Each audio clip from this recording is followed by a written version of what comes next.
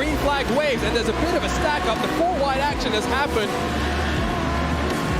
Trying to rob the solitary point that Kova have. There's contact, and the second place car in the championship is spun around.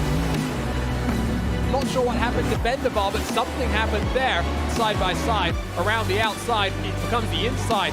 Maniti gets on through Mercedes, Audi. This has been terrible for Vanderbilt. Now they're dropping right away. They could end up at the back end of this train.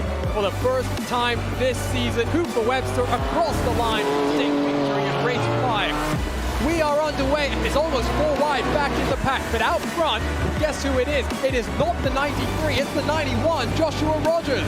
Ellis with another great move, and Valkyrie will take advantage. Williams almost makes it 3 wide across the top finish line. Inertia's down 4 positions in just a couple of corners. Joshua Rogers and Mitchell de Jong, they take their second victory on the season. They move themselves in the championship lead.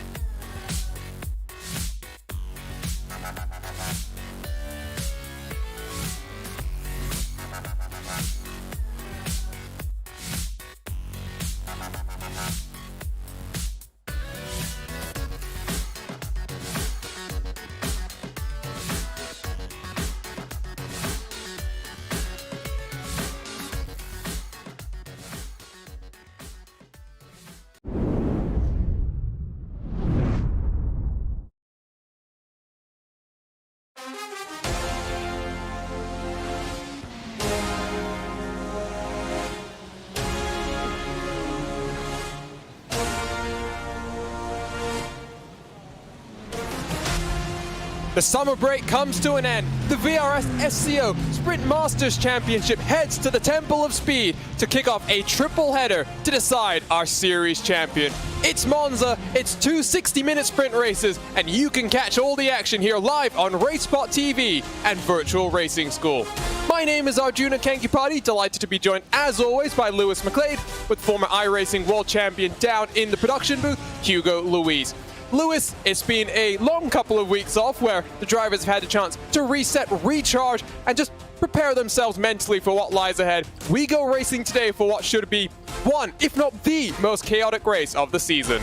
Wow, you know, that run down into Rettifilio every single time. We've seen it time and time again be a true danger zone, and that's exactly what the racing here at Monza is about. It is avoiding the danger. It is about being calm, being collected. Being a part of the race itself can be a little bit dangerous, making sure your qualifying goes well, not necessarily because pole position translates, but more so because it keeps you away from the mid-pack. And it's not been totally quiet for these drivers in the couple of weeks we've had off, Lewis. A triple header to start, a triple header to close. We had the VRS SCO 24 Hours of Spa that went on, and well, it was Team Redline that came into this. They've not been competing in this 6-round championship that we're continuing here today, but they dominated Spa, first in the official iRacing 24, and then in our VRS SCO 24 Hours of Spa. Yeah, they started on that second row of the grid. It was Coanda on the front row there. We were kind of expecting to see a similar situation to what we're used to, but charging through the pack in those Ferraris, and Redline, I say, very much in control. But here, it's been the story between, realistically speaking, the 91, the 93 and the Kova car. The Kova and the 93, for that matter, had huge issues. Kova have had issues both at Barcelona and at Zolder. The 93 had issues, as we caught in those highlights a little bit earlier as well, at Zolder itself. And, well, look who's rising to the fore. Of course, it's the 91. As always, you'd expect Josh Rogers, Mitchell de Jong to find their way to the front. They got a little bit slower at the start of the season. They've certainly built their way up into it.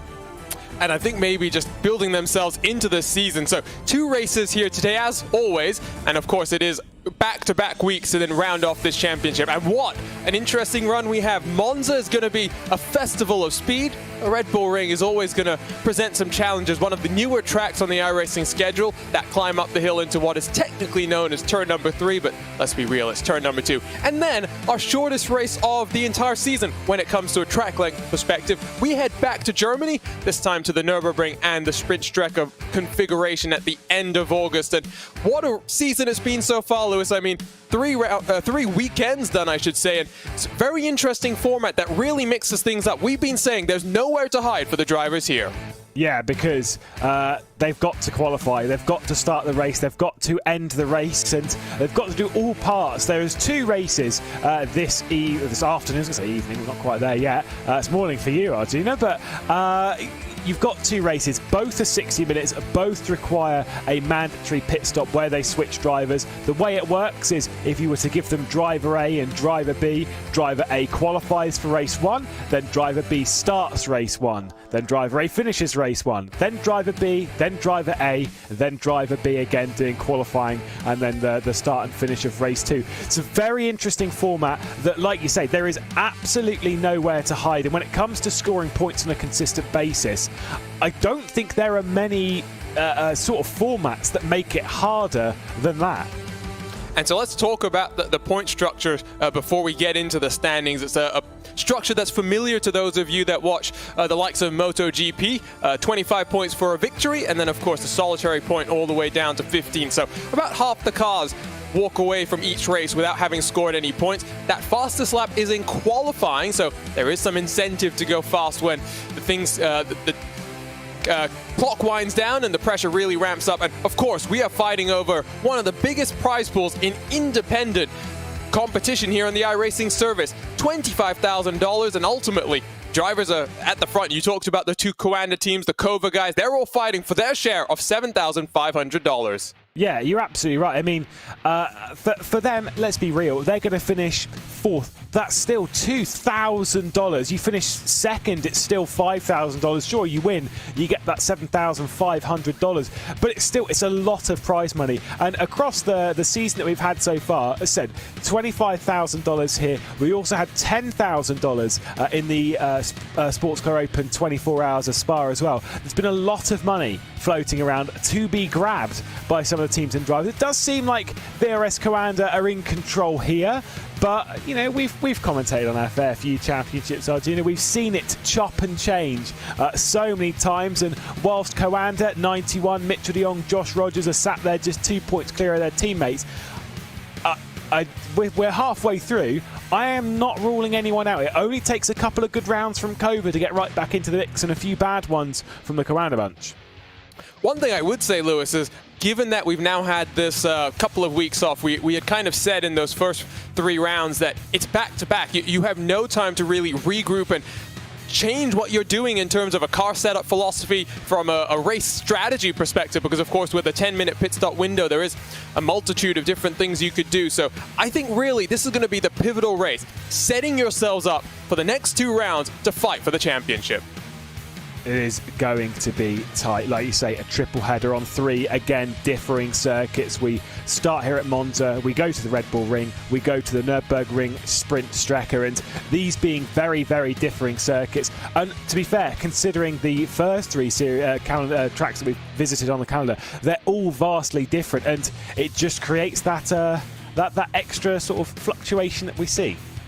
And so as always, we've got a track guide to go and take a walk through. Let's go jump on board with your 2018 iRacing Rallycross World Champion, Mitchell de Jong, as he walks us through Monza.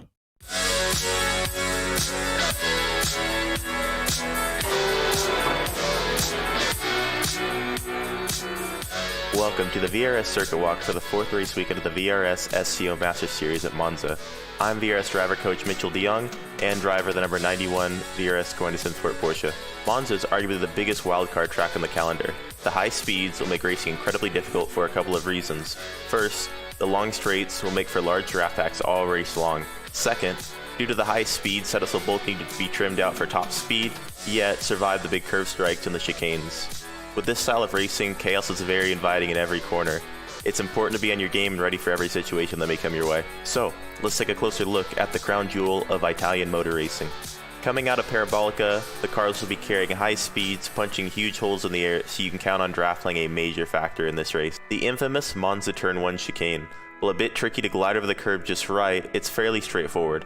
However, the most difficult part here will be lane selection while battling.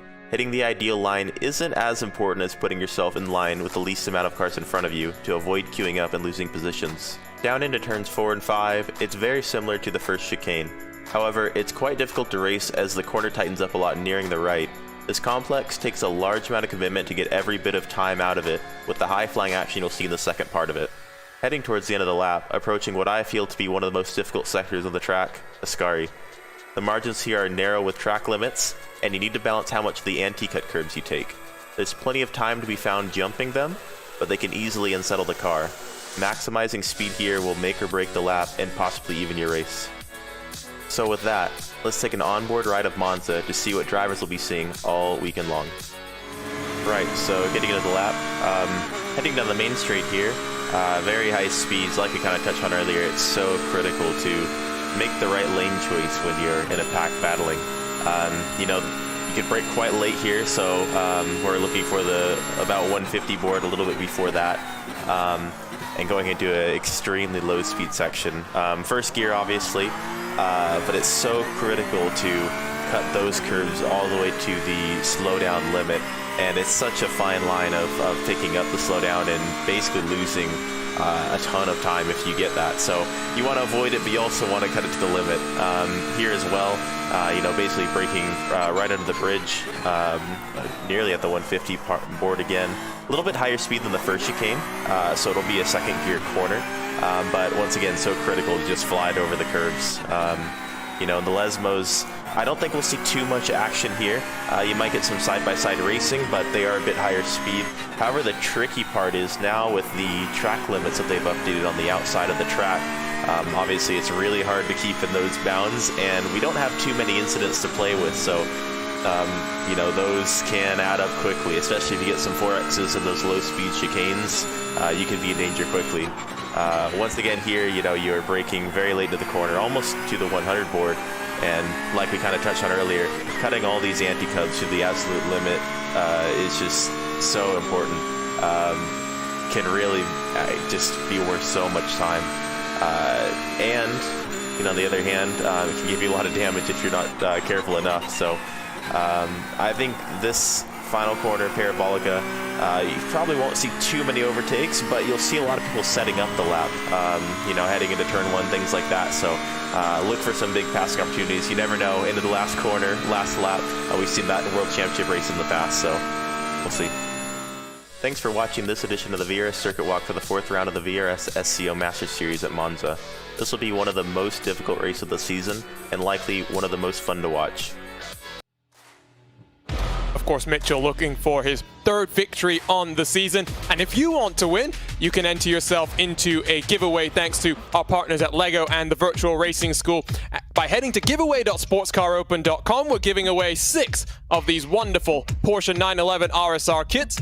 Unfortunately, after all the smack I was talking with Lewis in the first 3 rounds, he managed to win that build-off pretty comprehensively. But what a fun process this was, Lewis. I think the one thing that you kind of get a sense from these images is just how big it is in comparison to us. It is massive. When I first got it out of the package and we got the wheels out, I was thinking, oh, what the heck? How big is it? But there's so much detail in here. I mean, from underneath, you've got things like, I don't know if you can see it there, but you've got the diff that moves around and everything. All the pistons roll about. It's a very, very impressive bit of kit. So giveaway.sportscaropen.com, and every entry over the course of the next 3 rounds also gets you into our season-long giveaway of a VRS Direct Force Pro wheelbase. Get yourself in with the hardware that some of the pros in our competition today will be doing. Let's go and take a look at our pros as qualifying gets underway. As always, we've got onboard looks with every single one of our drivers, and you can see here, again, there are some contrasting emotions. You've got the focus of someone like Tim Matska, who very much appears to be focused on the qualifying lap. I saw Eduardo Borghet just having a bit of a yawn, I guess an early morning for him as well. I'm not sure who that is on the far right corner of the screen, but he's sitting in like a formula position, Lewis, very, very relaxed. Yeah, this is the thing, is that seating position is key to some. I mean, you've got people that have their dedicated sim rigs. You've got people that are sat in much like me, just an office desk and a chair. You know, a random bit. You know, you slap it on, you go racing, because that is sim racing. Doesn't matter how it is. We all just love to race. Triple screens, single, VR, whatever it is. Just get on track. And so the drivers are on track for the first of our 20-minute qualifying sessions. There is the BMW M4 of Kova, and this is what I think is going to be the key to qualifying, Lewis. It's in that draft. You can see there's about 10 cars stacked up in line, and ultimately it's the Porsche of Williams Esports that's sitting in the prime position to make the most effectiveness of the draft. But one thing that I think is crucial when you come to a track like this is your setup. And I think Mitchell mentioned it. You're running as low a wing as you can here, but you need as stable an aero platform as you can get. That means usually a relatively stiff car. You need to use the curbs here at Monza, though, so watch out. You might strike those a bit too hard and find yourself in some trouble. So actually, I would argue that Monza is one of the hardest circuits, maybe even on the planet, even to qualify on. And the reason I say that is because slipstream is so important that finding your way into a good bit of it with a partner that will pull you along without costing you time is genuinely very, very difficult. Just as a note, by the way, because obviously we completed a 40-minute practice prior to this. VRS SCO and the SimSport, it was the 91 ahead of the 93. Kind of the expectation to see those up at the front. Let's look at how close these times are coming in. It's so tight indeed. The 93 goes up into the top spot at the moment. But Energy Sim Sports, Bila Racing, I'm pretty sure I even saw Inex up there at some point. It was so tight in practice. And I think this is one of the tracks where it's going to be a lottery in qualifying. You mentioned the difficulty of finding that right run. And we've seen in F1, was it last year or the year before, Lewis, when controversy came around? When they were all slowing down into the Parabolica, just trying to line up their runs. And I forget who it was that just went full yeet mode and kind of broke the unwritten rule of qualifying. There's the Apex Racing Lamborghini getting out of the way of first the VRS Coanda Mercedes and then that BMW of Kova. 93 provisional pole, a 1:47.991, and then, well, a tenth of a second separates second through 7th positions. I do think we're going to see the times tumble. This is when you get those banker laps in, Lewis, because of course, once you crash here in qualifying, that is you done for the rest of this 20-minute session. Yeah, you've got to make sure that you can return to pit lane, that you can put new tyres on, treat it as if it's an actual session in real life. Love that kind of stuff. We were chatting about it yesterday, of course, in the sprint challenge, where it's such a crucial factor of the series. You've got to make sure that you're treating qualifying as a legitimate session, because otherwise the penalty is quite harsh. It's a disqualification from the race that follows should you escape from this session, so you've got to bring it back. By the way, it is Charlie Collins qualifying, but the inertia car that we're on board with, Kaidasoa, doing absolutely fantastic to get up into second spot. I was looking at this in practice. The Mercs, I was going to say the Mercs are looking pretty good around here. Quite a lot of the cars are looking good around here. It's not just the Porsches, which we've seen before, do very well. We've got up in practice again. We had Mercs, we had Ferraris, we had a bit of BMWs up there as well as the Porsches. It's looking pretty even around such a tight track. And look at how everyone is just straight in the pit lane together. Ooh, someone missed their pit box at the end of the lane. That's something. Yeah, you want to avoid doing that in the race itself. Talking of the Audis, I did want to just kind of touch on the BOP a little bit more. Some complaints, I think, from the Audi drivers, not necessarily too thrilled about what they expect from their car's performance.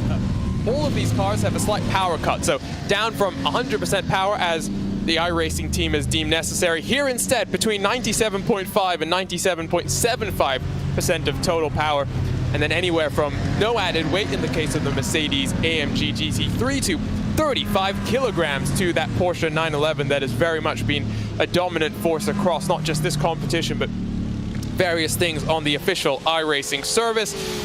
I was told by some of the drivers, though, Lewis, that if there are not 5 Ferraris in the top 5, they would be a bit shocked. So the prancing horse has been a bit up and down. I think Zolder was the first time we really saw it being strong, and that ultimately, I think, because of those curb usages, something that I think is crucial here as well. Those curbs, you want to ride all the way to the anti-cut curb that sits inside of them to try and minimize the distance around the track. Absolutely. 3 most important things when it comes to Monza, when it comes to your setup. Curb usage, being able to throw it over some very high curbs whilst also keeping stable. Obviously making sure that you're a bullet in a straight line. But then one thing which I think, you put hand in hand with this kind of stuff anyway. Oh, there's been a crash, by the way, with the Williams Razor cars just coming through here. Just caught that on my other screen. They have had an incident in qualifying, and I think they might have been collected by another car just coming through there. There they are, and you can see already damage on Josh Thompson's car. But also, yeah, the third thing, traction. Making sure that your car leaves corners really nicely and really cleanly. It's such an underrated part, and they need to make sure they're hitting it. Let's see what happens. Ooh! Just to remind you, you can make contact on pit road, and that was the Apex Racing car of Maxime Briant that made contact with, I believe that was the R8G Junior Audi. Then maybe we can take a look at what happened to that Williams Porsche. All stacking themselves up, just trying to find the right bit of tarmac at this point in time as we come down into the Parabolica. The Pure Sims Audi doing a bit of tire warming. Is anyone going to break the line here? Because they are going very, very slowly right now. 60 kilometers an hour, effectively crawling. Look at the core Ferraris in the background. They are coming fast.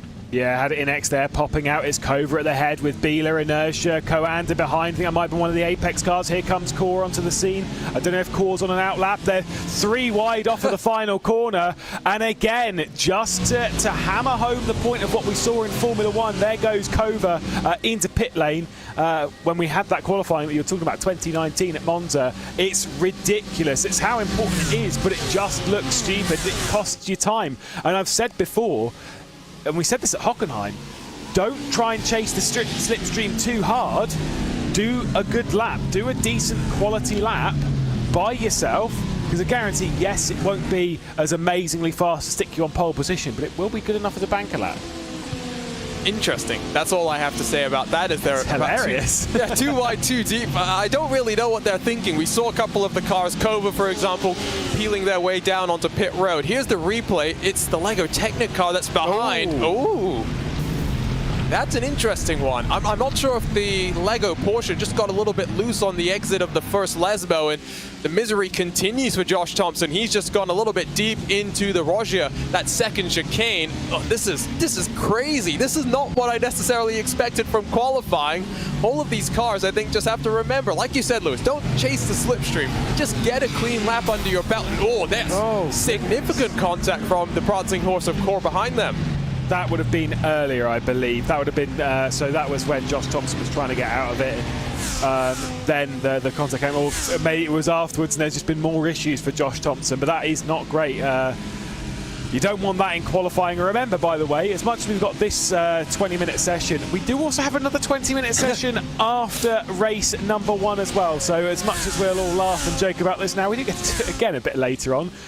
Around here, though, if you don't qualify in the front row, if you qualify in the mid-pack, it's not that big a deal, as much as, yeah, you want to be out of the danger zone and stuff. But you can win from the mid-pack. Yeah, you basically highlighted what I was going to say next, which is being in the mid-pack is not the worst thing in the world, but there's 2 things. One, yeah, it's terrifying. There's always chaos down into the Rettifilio on lap number 1. I mean, we were talking about not just in the sim where we've seen that on so many occasions, but even in the real world where there's been some carnage and chaos down into turn number 1. But the other thing is, if there is a little bit of a fight going on, you know, 4th and 5th positions, those top 3, Lewis, they really can break away from the guys behind if they're just playing nice and, you know, kind of doing swap drafting, as we call in the IndyCar. They really can pull away, so it's possible to win from further back, but it's not guaranteed. We've got 8 minutes left to go, and it's a pit party once more, and I have a feeling we're going to see a bit more action on that back straight down into Parabolica now. Well, Core yesterday in the Sprint Challenge won both of the races. And in fact, it was in both occasions against the Sim RC, and it was a completely tactical race. When do you go on the attack? Making sure that if you're sat there, if you're behind someone, you've pulled a little bit of, you know, 1.5 second gap to the train behind. Don't attack, because attacking loses you time. It means that train's going to catch. There's no point in having it where that train is going to catch you up, is going to be part. Just dip behind, let your train pull away, and then go on the attack. Timing is critical around here. If not, just don't attack. Try and get someone else to start attacking, then come in the pit lane for your mandatory stop, which will be in the middle 10 minutes of the race. And in a race like this, I mean, and a track like this, I should say, just under about 6 kilometers in length, and because it's such a high-speed track, I do think, Lewis, you can make a pass basically into any Oh yeah, any of the corners. I mean, turn 1 is obviously a prime passing opportunity. The second chicane, it's bold, but you very much can make things work. And if you see someone make a mistake through that second chicane, it sets up the run into the Lesmos. That sets up the run into Ascari. That sets up the run into Parabolica. It is going to be a passing fest here. 11 corners. I really think we're in for a treat here. Ascari's the only one that has a little bit of a question mark, because we do see some side-by-side. There's still plenty of side-by-side in there yesterday. Unfortunately, it didn't really end very well because, well, it wouldn't, would it? It's one of those tracks where it's not just that you can pass in every corner, but it's the fact that you can go inside or outside into every corner. Outside of the Parabolica, outside of Della Roggia, outside of Rettifilio, whatever it is, you can go around the outside there, and of course a dive down the inside is just as effective. It's why Monza is such a great racetrack. It's always a brilliant watch, and it's why it's raced in such a multitude of category, be it in the highest echelons of open wheelers down to touring cars and whatnot.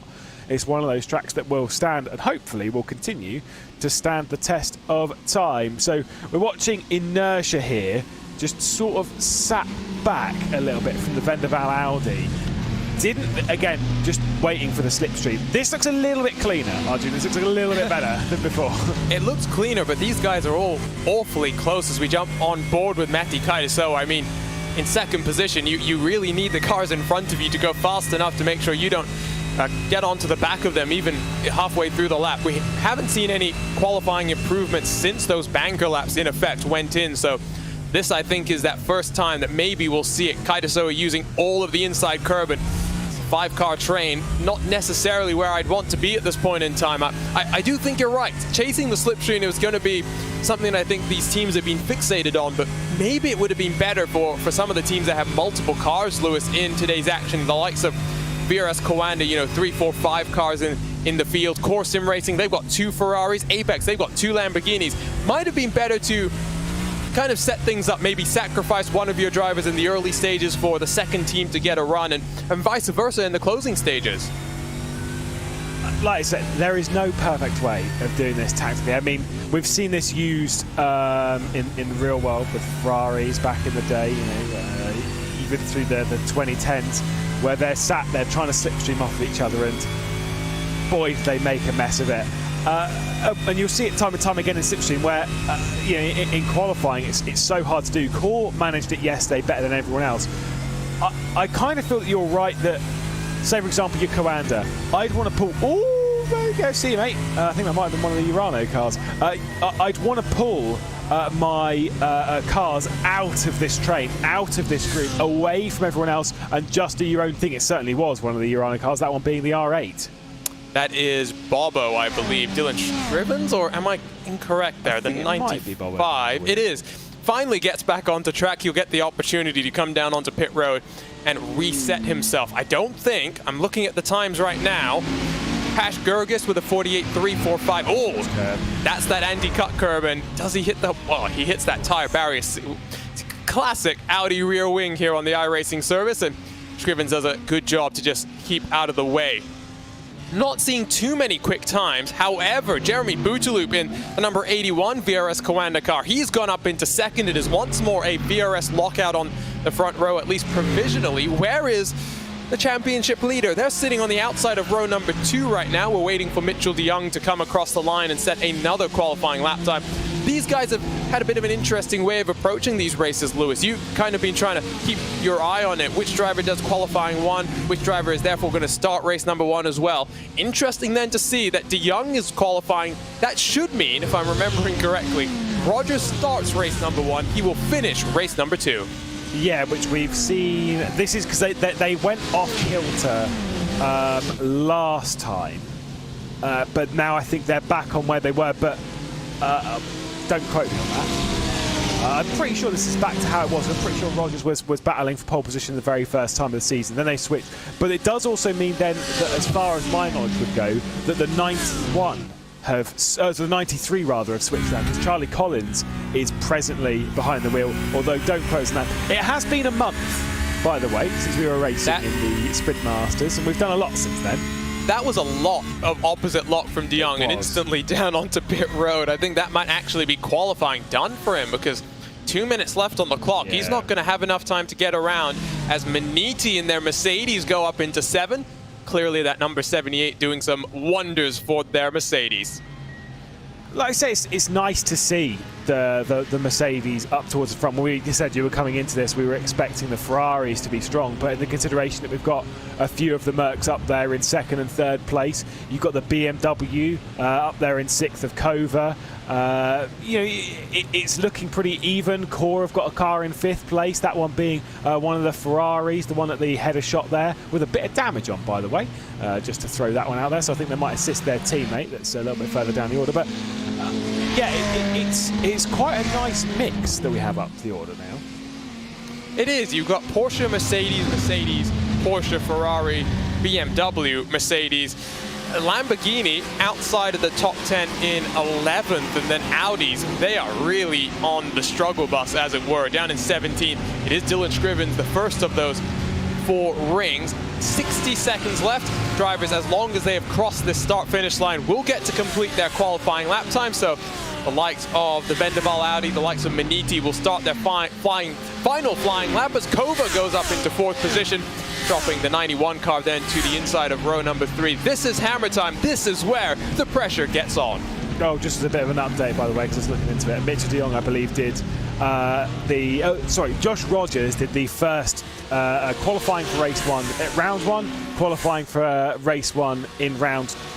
Oh, yeah, round 3 and 4 if you really want to be pedantic about it. And then they switched, so they're now keeping with the switch. So I was wrong. Charlie Collins was right there. So Collins, like they've stuck this way around as a 93. So they're keeping nice and calm and consistent. And to be fair for them, considering their form this season, yes, of course they had a bad round last time. This is them trying to bounce back straight away. It is, and I think this is where they really need to get back onto the kind of form we saw in those opening 2 rounds. Checkered flag is out, so like we said, final qualifying lap times coming in.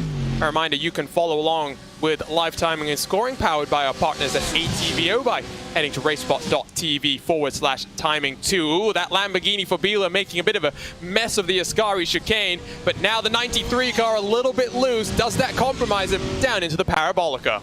Oh, inertia though. Oh, that was a big hit as well into the barrier. Obviously, the final moments of the session, so they're throwing it around now as if it really doesn't matter. Just 1,000th inertia are ahead of Kova, who've got up into 4th spot. Course and Racing, they did manage to improve from 15th up into 9th. Is there going to be any further improvement from Charlie Collins? I think this is pit lane bound. It certainly is. Wasn't really pushing it out of the Parabolica. There is Kova, Thomas Tattler. I think this might also be a pit lane entry. I think for the most part, the session is about to roll over. Didn't look particularly fast out of Parabolica here, so Tattler will be into the pit lane. And it is a tricky pit entry. I've seen plenty of messes on the heavy braking into that entry, getting all the way down to, what's it, about 60 kilometers an hour at the cones. And something to point out, Lewis, if we have cars that elect to stay out there and just elongate the stint, you try and take the shortest distance you can. Sometimes things get messy between cars who are slowing down versus cars that are still going full kelter. Yeah, it's not as if they've got indicators and stuff. They can, in a sense, communicate, but not realistically. You know, not allowed to jump in on voice and yell whatever command at someone else. They've got to keep within themselves. But you know, a little bit of communication here and there between them. Outside of it's fine to be like, hey, by the way, you know, it's kind of a NASCAR style, isn't it, where your spotter will go off and by the way, they're coming into pit lane, so you know, tell your, well, there's a pit road, but we'll ignore that. It's a difficult track. It's a tricky one. And with slipstream and stuff, yes, we've got the 10-minute window, but this is one where strategy will be critical because, like I say, it's whether you stay out a little bit further, whether you come into a bit early, because the undercut around here may work, not necessarily down to tyre grip, but down to getting you out of packs, getting you out of the battling situation that we're going to get inside that top 10. You can make an awful lot of progress just by driving around by yourself. So qualifying comes to a close. We are ready to go racing here at Monza, the theater of speed, to kick off a triple header of action to crown our series champion. Let's turn up the most famous song in all of esports. Let's go trackside to take a look at our starting grid. It is Coanda once more on pole. It is not the 91, it is the 93 car. The Australian Dane Warren will take us to the green flag. The Mercedes for Coanda on the outside of the front row, with Matti Kaidasoa qualifying for Inertia Euro RC, their best qualifying performance on the season. They'll be alongside the Finnish driver of Tuomas Tatila. VRS Coanda and your championship leaders start on 5th position, with Core Sim Racing, the first of the Ferraris, completing row number 3. Tim Matska in the Maniti is always impressive. Watch for Ruben Bonga as he starts that car alongside Valkyrie Esports.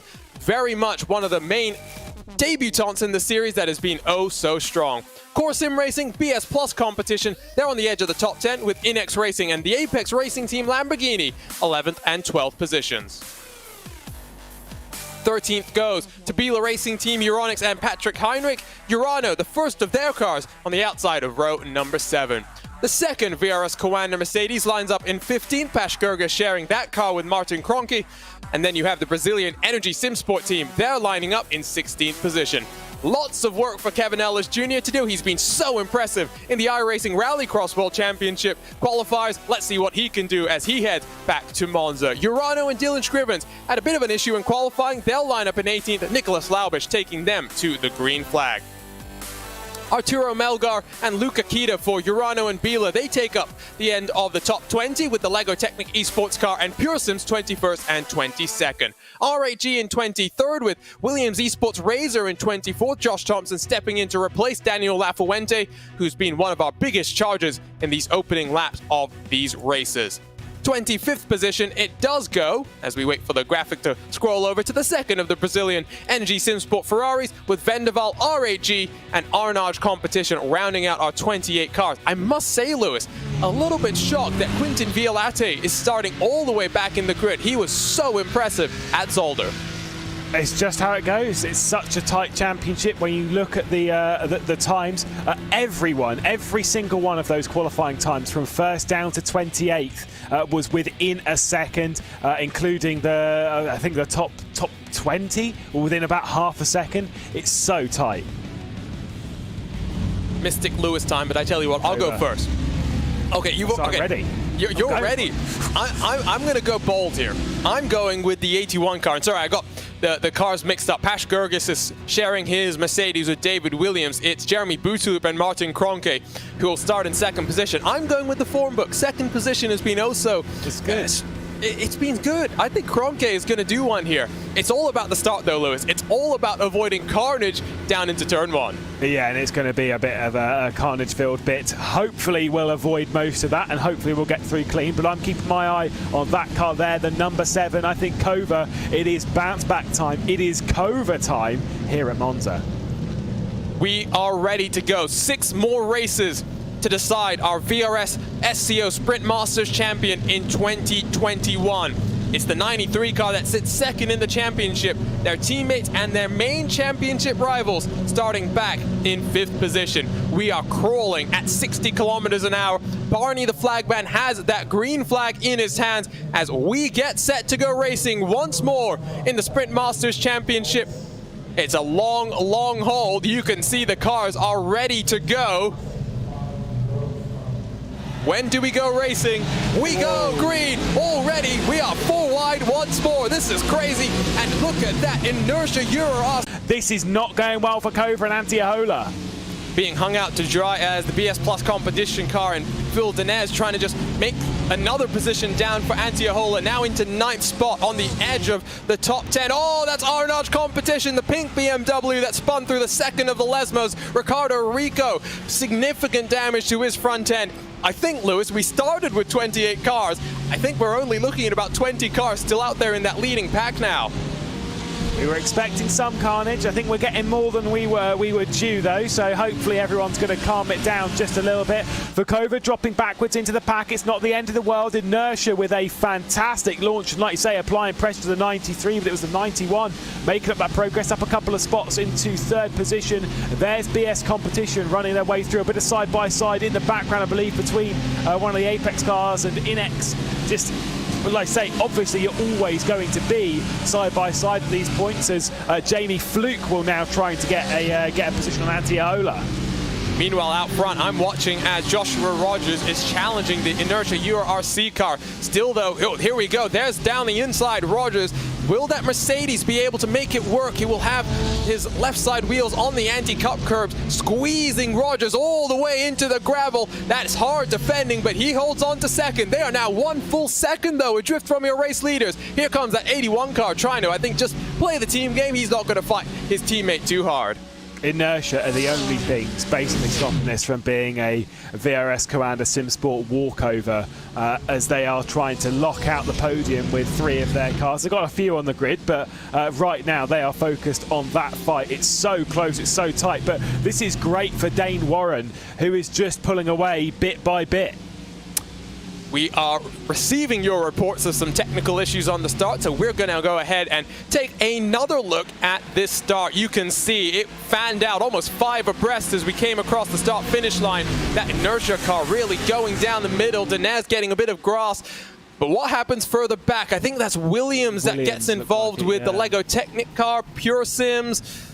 Oh, that is messy. Arnaud's just about able to get through. I see the Energy SimSport Ferrari is around. The RAG Porsche goes around as well.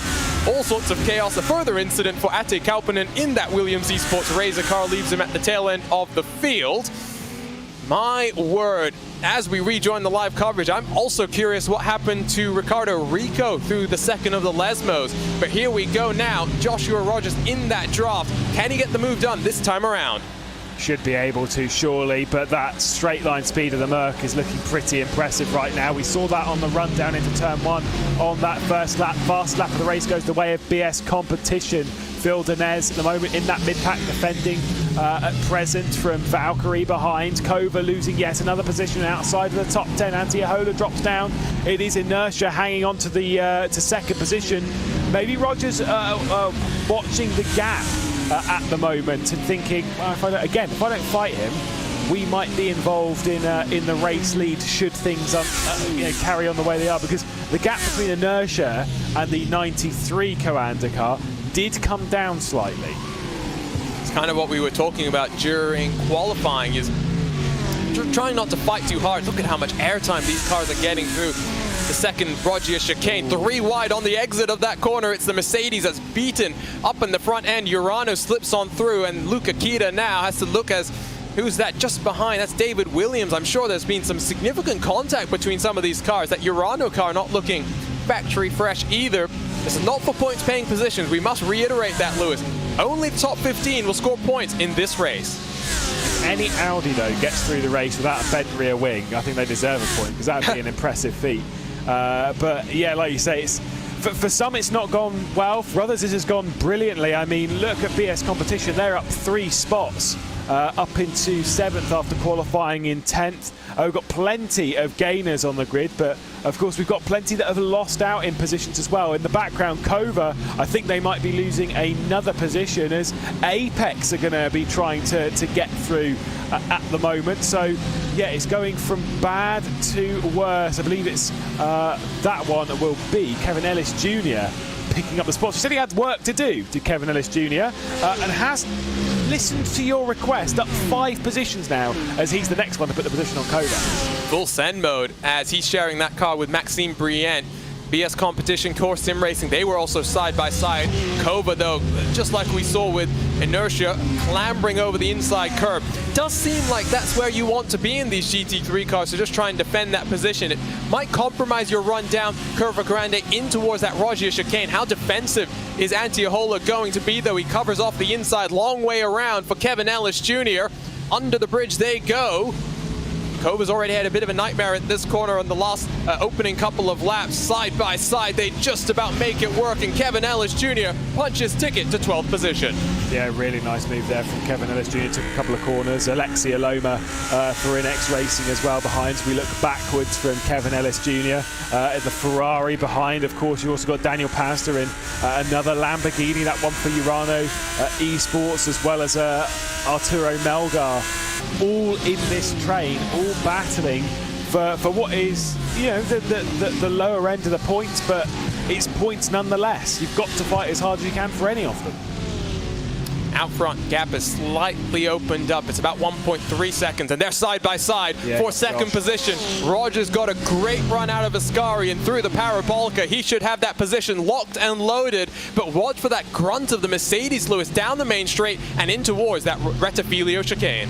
Yeah, whilst Rogers has had the kindness of having his teammate Martin Kronke directly behind in that Mercedes, now he's going to feel the full force of that AMG power as inertia. Might well make a move down into the Rettifilio. There it is, darting out. Kronke might try and make a move just to bring him off the rear of Rogers, but that's not going to work, and no move. So Rogers is able to just do what he does best and start setting lap times, start setting the world light, look after trying to get the fastest lap of the race to try and close down on his teammate leading the way. Dane Warren is in control at the moment, but again, it can fall apart so quickly. Here's a look with Matthias Wittkönen. 3 wide on the start. We thought it might end in tears, but not up front, only down at the back. Must say that was a very impressive jump, and just responding to that iRacing green flag. Barney the flagman was really holding those cars for as long as possible. And now we know, Lewis, for the second race that just how long that hold is going to be. It's not coming across effectively the pit entry. It's almost as you enter the actual start line, where sometimes in the past, for example, I think of a track like Watkins Glen, basically as soon as the pace car is down onto pit lane, the green flag flies. It is a much longer hold here, and I think that almost caused a bit of a stack-up effect further back in your field.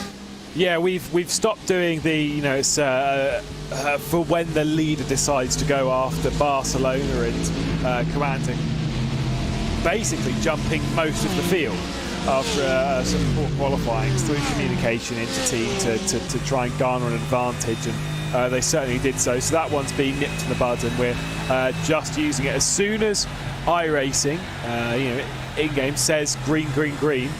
The race is underway, and Inertia just reacted perfectly to it and created this 3 wide effect down into turn 1. But now they're under pressure, potentially going to lose the podium at the moment as Martin Kronke is knocking at the door. It's already half a second between Rogers in front as Kronke looks to the inside. Watch under braking as he's forced back in his seat. Just an indication of the brake pressure that he's using. Almost locks up, I think, very slightly into that second Mercedes. A bit loose on the exit. All this does is open that gap up even further. It's now 1 full second between the 91 and the 71. Which way does Kronke go? As through Curva Grande, we look rearwards from the car in 3rd place. There's a train forming behind. Watch out for Maniti. It's 3 Mercedes, 3rd, 4th, and 5th. Then you've got BS Plus competition, the first of the BMWs, Core Sim Racing, the first of the Ferraris, and Valkyrie, Core, and Apex to round out the top 10. 10 cars, only separated by about 5 seconds, but you can see it's a bit of a trolley train that's forming behind that 3rd place position. It's not the most overwhelmingly difficult location to pass at in the world, is here at Monza, but it can be difficult, it can be frustrating, especially when you're coming up against someone who's in a powerful car. Now, whilst it's Merc on Merc here at the front, Merc on Merc on Merc at the front of this group, you know, you can do things in your car with ride height, with you know, wing angle, etc., where you'll make your car more slippery, you'll make the car fight down into turn 1 a bit better, and that seems what Inertia have done here. They might be running a bit of a harder car to drive, but it is an absolute bullet in a straight line, and it's just enough to keep Kronke at bay, but also it's really very good on the brakes, and that is really making the difference. Look at how they close up under braking. Core almost running into the back of the Zebra in 6th position. Look at how wide they're running. Dinez with that slightly alternate line. You can run a number of different lines through that corner, but it's always interesting to see that gap up front has really just blown up now. 1.5 between Rogers and Wittkönen. Here comes 3 wide. It's Mercedes 3 wide in towards turn number 1. The Maniti car backs out of it, but Kronke almost gets turned by the Inertia car that got a little bit wide onto the grass, a little bit slippery under braking. Here comes Phil Dinez trying to get the run out of turn number 1. But that BMW just doesn't look fast enough to challenge the Mercedes. It's VRS SCO and the SimSport 1, 2, and 3, and the gap between the 93 and the 91 has come down, not only in the championship, but in this present race as well. Just 2 points separating the pair of them, and obviously 5 points the difference between a race win and second position, 25 plays 20. it could be a very, very important run. Of course, the VRS Commander seems to the number 93 is Kova's dropped down. What's happened to Kova? Kova have gone. They are out of here. They have had an issue coming into the De La Rogier chicane. Whether it's a disconnection or an actual flat-out retirement, we do not know. I can tell you it was contact with the Ferrari of Inex Racing. There you can see side by side, and just the slightest of contacts, and they get clobbered by, I think that's Daniel Pastor in the Urano Hiking Media Lamborghini. One more look, under the bridge they go.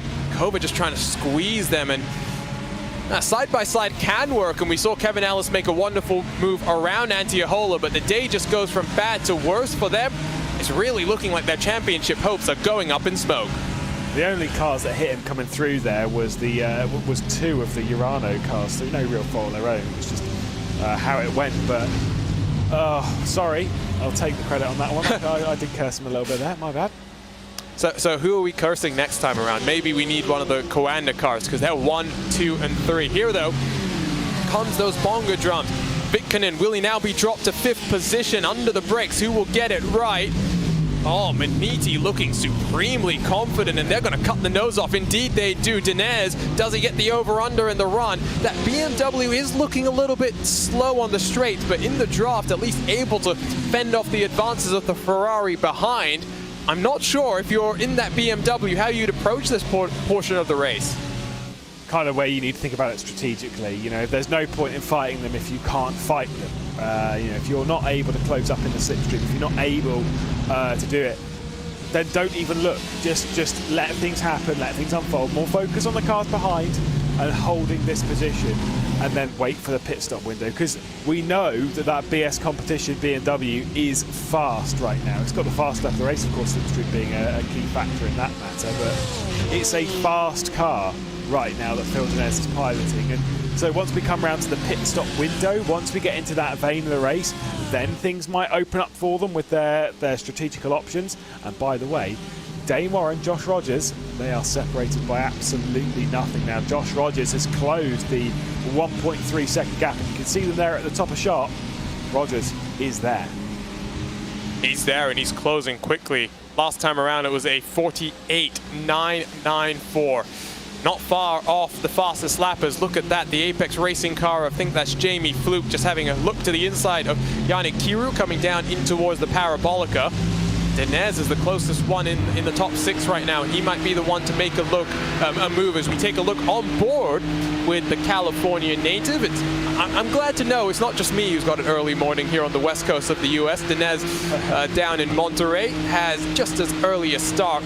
Does he have a look? Can he send it deep? Yes, he will try. We've seen Inertia make it work, but look at that. Dinez just using that anti-lock braking system to go as deep as he can. Won't get the move done now, but Inertia a little bit compromised through Curva Grande, all the way tucked up behind the rear wing. He might look to the inside of this second chicane.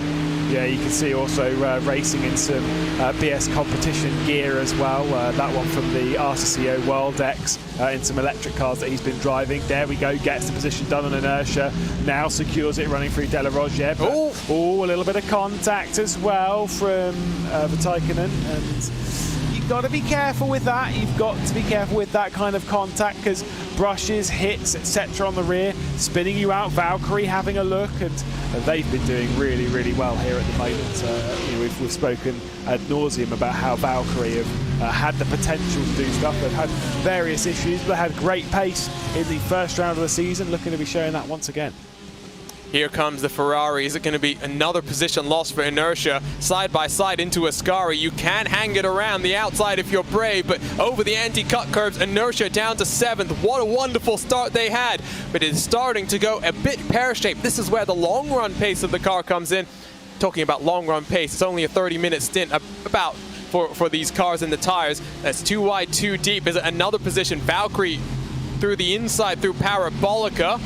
Yannick Kiru loses a position to Sven Haase, almost 3 abreast as they come off the corner. Watch for Jamie Fluke to get the run in the double drop. Meanwhile, out front, there is nothing separating your race leaders. They're almost playing bumper cars as they come across the start-finish line. What does Rogers do here? Is he just pushing his teammate down the road? Is this a tactical move from Rogers. Oof, a little bit of contact. I think there a little bit of a brush between Valkyrie and Inertia. Valkyrie gaining the position, a little bit of a bump between the Apex and Biela Racing Lamborghinis as well. It's so easy to do. Keita gaining the position, speaking of Biela Racing, battling out with the 2 Urano cars in the background, and potentially past Keita on Pazda and Melgar as well. But Daniel Pazda going to hang on at the moment in that Lamborghini for Urano Esports as we ride on board with Core Sim Racing. It's an intense battle, this one. It's kind of one of those ones where I'm sort of sat there and thinking, oh, slow down, never mind. Oh, I won't tell you what I was thinking. But we saw a lot of this yesterday. Slowdowns over that second curb at the De La Roja, and seeing it already now, I wonder if we're going to see that a few more times. It's such an easy thing to do. Just pushing that little bit too hard, and now down to the end of this train. We'll watch for Alexei Aloma in the Inex racing car. Does that mean that we have a bit of a shake-up in the entry for the 57? Of course. Yeah, Yaltan's not here this round, I believe. So the reserve drivers coming into play then, as we saw, for example, Kova having Pekka Toivonen really, really strong as their reserve driver in the opening 2 rounds. Reserve drivers are only allowed to compete in 2 rounds of the championship, and that's kind of what has forced the Altus Esports team that, of course, took victory at Zolder to withdraw from the championship. They are looking to qualify for the 2022 Porsche Tag Heuer Esports Super Cup, so both Jordan Caruso and Cooper Webster are a bit preoccupied. As still a bit of pushing going on out front. These guys now about 3 seconds clear from third on back. Martin Kroenke, their teammate, is looking for those bonga drums of Ruben Bonga to potentially make the move happen. As still, this is outside now the top 5, the Inertia car, trying to get something done on the Valkyrie car that I think, Lewis, if I'm remembering correctly, is the car that we saw having that very Formula seating position. As here we go, just in the points paying positions, Urano has lost it to the second of the Commander Mercedes.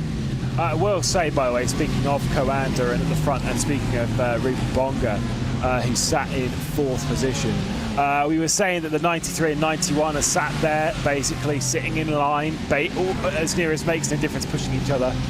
Bonga is doing the same thing to Martin Kroenke, and so just sat there, just waiting. By the way, Luke Keita has dropped down a couple of spots as well, now to 17, just ahead of Laubish. Present. So it's how it goes. If you lose a couple of positions, it's exactly what's happened with Inertia. You lose 1 position, you lose a second, there's a third, there's a 4th. You just get in the freight train, and it's like you just can't find the right gear. It's so frustrating. And it's one of those... Apex? That's a bit wide. I think that was... no, I think that was Apex in front of the Biela car. Yeah, so do I. Wide through Ascari, no Spinala, as it was, Spinala, coming through that corner like we saw in qualifying. 40 minutes left to go, means we're only about 5 minutes away from entering our pit window. I do wonder how these cars in the thick of the fight are going to approach it. There you can see at the left-hand side front of the shot, there is Bonga as Kevin Ellis Jr. puts in the fastest lap of the race. A 1:48.821. Here comes the move, though, from Haase. Usually accustomed to driving something a little bit bigger. He works in the maritime industry, I do believe, and as part of the bridge crew. So I'm sure this is a very different kind of sensation. But I'm sure the one thing that's fairly common is the avoidance that you have to do. Just things come a little bit faster here in the virtual racing world. Yeah, but you know, at least you can stop in time. Problem with like boats and stuff is that when it's like, oh right, that's going to hit us. No, there's nothing you can do about it.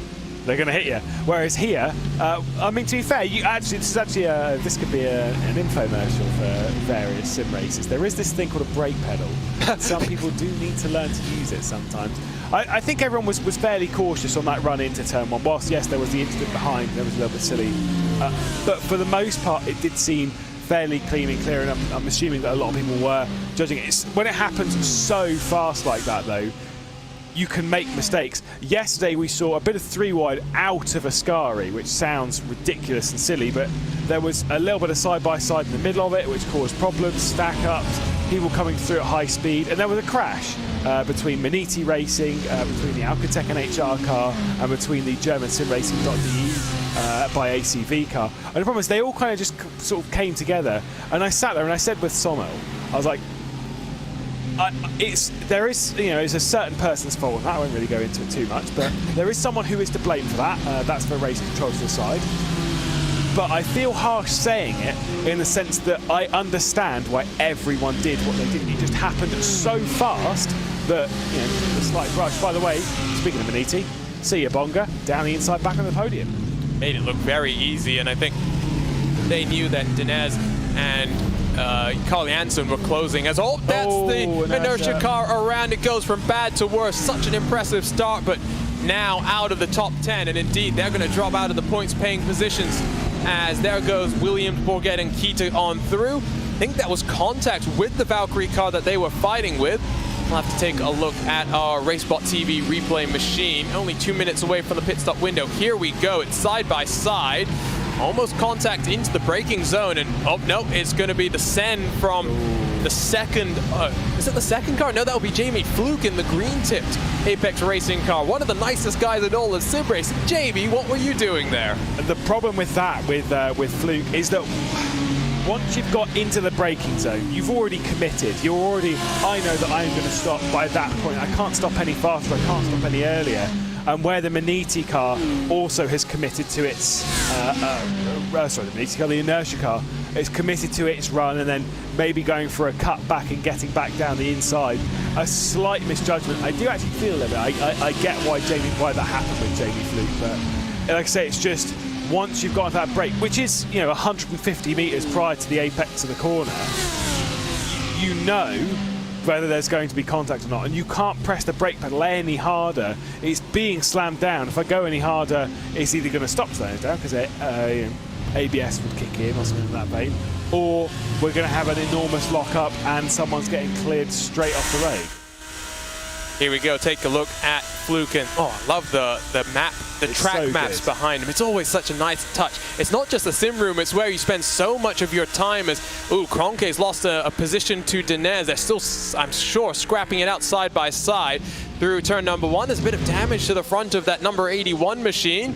Here comes Carl Janssen in the Ferrari. Our picks, Lewis, they really have not been good luck today. I mean, I went with Cronke, you went with the Kova car. Yeah, we won't talk about that, it's fine. Clearly, I mean, everyone's going to just be paying us to not be talking about their cars. I think that's the... We're not as bad as Lorenzo Bondo. Let's be completely upfront about that. We're not going to say something nice about a driver and then instantly they'll spin around. But clearly it's not going as well as Daytona, for example, did for you.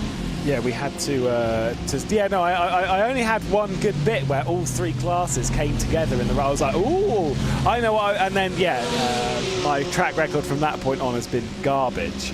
Like I said, not as bad as Lorenzo, who in the ISOWC would just say a nice thing about someone and then they'd instantly have an issue. The old classics.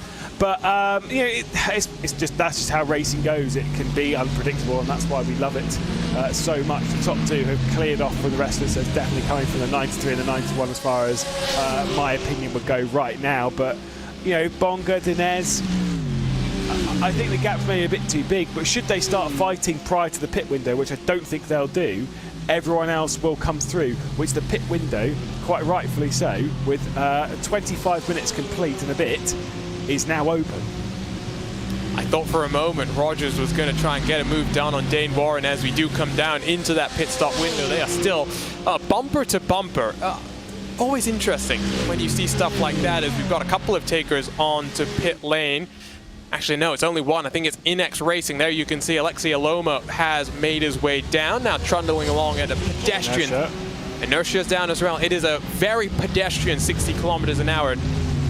If anything, Lewis, it's going to make that merge very exciting, because the cars that are coming up to racing speed do have to be a little bit careful when they're watching cars are going to be blasting past them at speeds that are going to be pretty crazy. It is really annoying. By the way, I think it's Vendaval in as well. The Lego Vendaval missed their pit box as well. You were talking about that in qualifying. The Lego into the box as well as one of the Energy Sim Sports Ferraris as well. It's painful.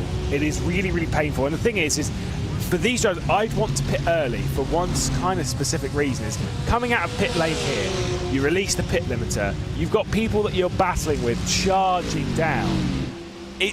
You're helpless. I don't want to feel helpless. I don't want to feel like I need to defend this somehow down in turn one. I'd want to go on the attack. I'd want to pit early so that I'm, again, as I was saying yesterday, creating your own destiny. You're going after the race yourself. Someone just put into the YouTube chat as well. I mean, so one of the big news items that came through our summer break, Lewis, is that iRacing is indeed, we knew it already, it has been working on rain for a while. Going to be an internal testing hopefully by the end of 2021, maybe a public release by some point in 2022. That is going to make things different. Can you imagine if we got a sudden downpour of rain? Now you've got the addition of, you know, not just what you were saying when it comes to when you come down on the pit road. It's about timing, when you need to switch over on the right compound of tire. It would be, I mean, that's where things get really, really complicated and confusing, and that's where you need a strategist as, I believe, Biela. They weren't down in pit lane, they're just losing a spot as Apex get through. For the rain, though, I think we should do, I've always said before, we should do a commentator's race. We should do a commentator's race in the wet. We should be the test crew. I like that. If the iRacing team is watching, hello, Arjuna at RaceSpotTV, you can get in contact and we'll get that set up. There was plans afoot to have, I forget what we were calling it, but Commentators Cup kind of a thing in 2021. Again, I'm going to blame Lorenzo Bonder for that because we've been waiting to hear about that news for a while. The question is, if we're racing, who's going to cover it? I would like to see, Josh Rogers would be nice. Let's get Phil Denez in there as well. Someone has to get a list of drivers. It'll be fine. It would be great. It would be something to behold. There's a couple more pit stops. I see Jack Sedgwick has jumped behind the Inex car. He's now in front of the Urano Audi. Dylan Scrivens, Inertia, Pearson's, Lego Technic, and Energy, the remaining cars that have already come down onto pit road, as we are about halfway through the race and almost halfway through the window. You can see our two championship leaders. They are about 40 points clear of the rest of the field coming into this one. It is going swimmingly for the 93 and the 91 car. If you're Rogers, when do you come down, Lewis? I don't know. I'm trying to kind of think as to what would the right strategy be. Right now, I kind of wouldn't want to pit as Maniti do come down pit lane, so the 78 into pit lane in that Mercedes. But right now, Rogers doesn't need to do very much. But he is passing over all of the work to his teammate Mitchell de Jong, and in a battle between de Jong and Charlie Collins, who's got core.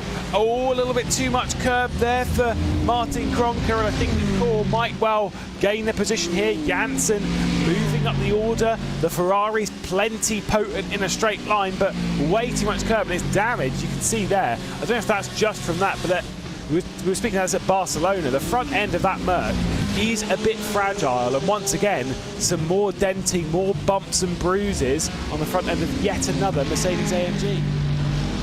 And I think, again, it's just those curb usages. Might not necessarily affect the speed so much, but I think just indicates how much of the curb and how stiffly sprung these cars are, as one of the core Ferraris rolls himself off. Corentin Gunes now behind the wheel of the 33 car. Some lap traffic for your race leaders. They're about 5 seconds clear of Phil Denez, who I must say, BS Competition, Lewis, have been usually a bit stronger in the second race of the weekend, always involved in some sort of an issue. For example, Zolder, where coming out of that turn 7, which is about 4 different corners complex, they got spun around, and very similar to what we saw here at turn 1, you know, almost a track blocker. They were involved in a similar sort of an incident. Great to see the Zebra really punching very strongly here. They're up in 3rd position. Who's coming down this time around? Neither of your front 2 cars. Well, is BS Competition going to react to, I think they are, BS Competition are going to react to Maniti. You're absolutely right though with BS and Valkyrie as well coming into pit lane.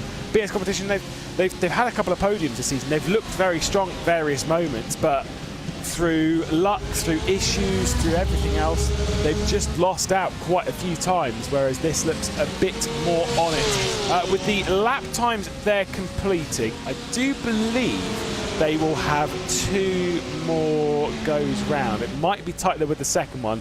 I think, just to play it safe, the only ones that could be safe would be Coanda, which would be a little bit tight anyway. I think everyone will pit, hasn't pitted this time by. I'm sure Philip Stam is there in the Coanda team house calling the shots. As BS competition does roll, how close is it going to be with them and Maniti? Maniti, of course, already up to racing speed as Dinez finally releases the button. Gets on, or rather, Dinez's teammate now, Felix Kornbach, releases the button. It is we side by side, but look at the speed from Maniti around the outside, comfortably ahead.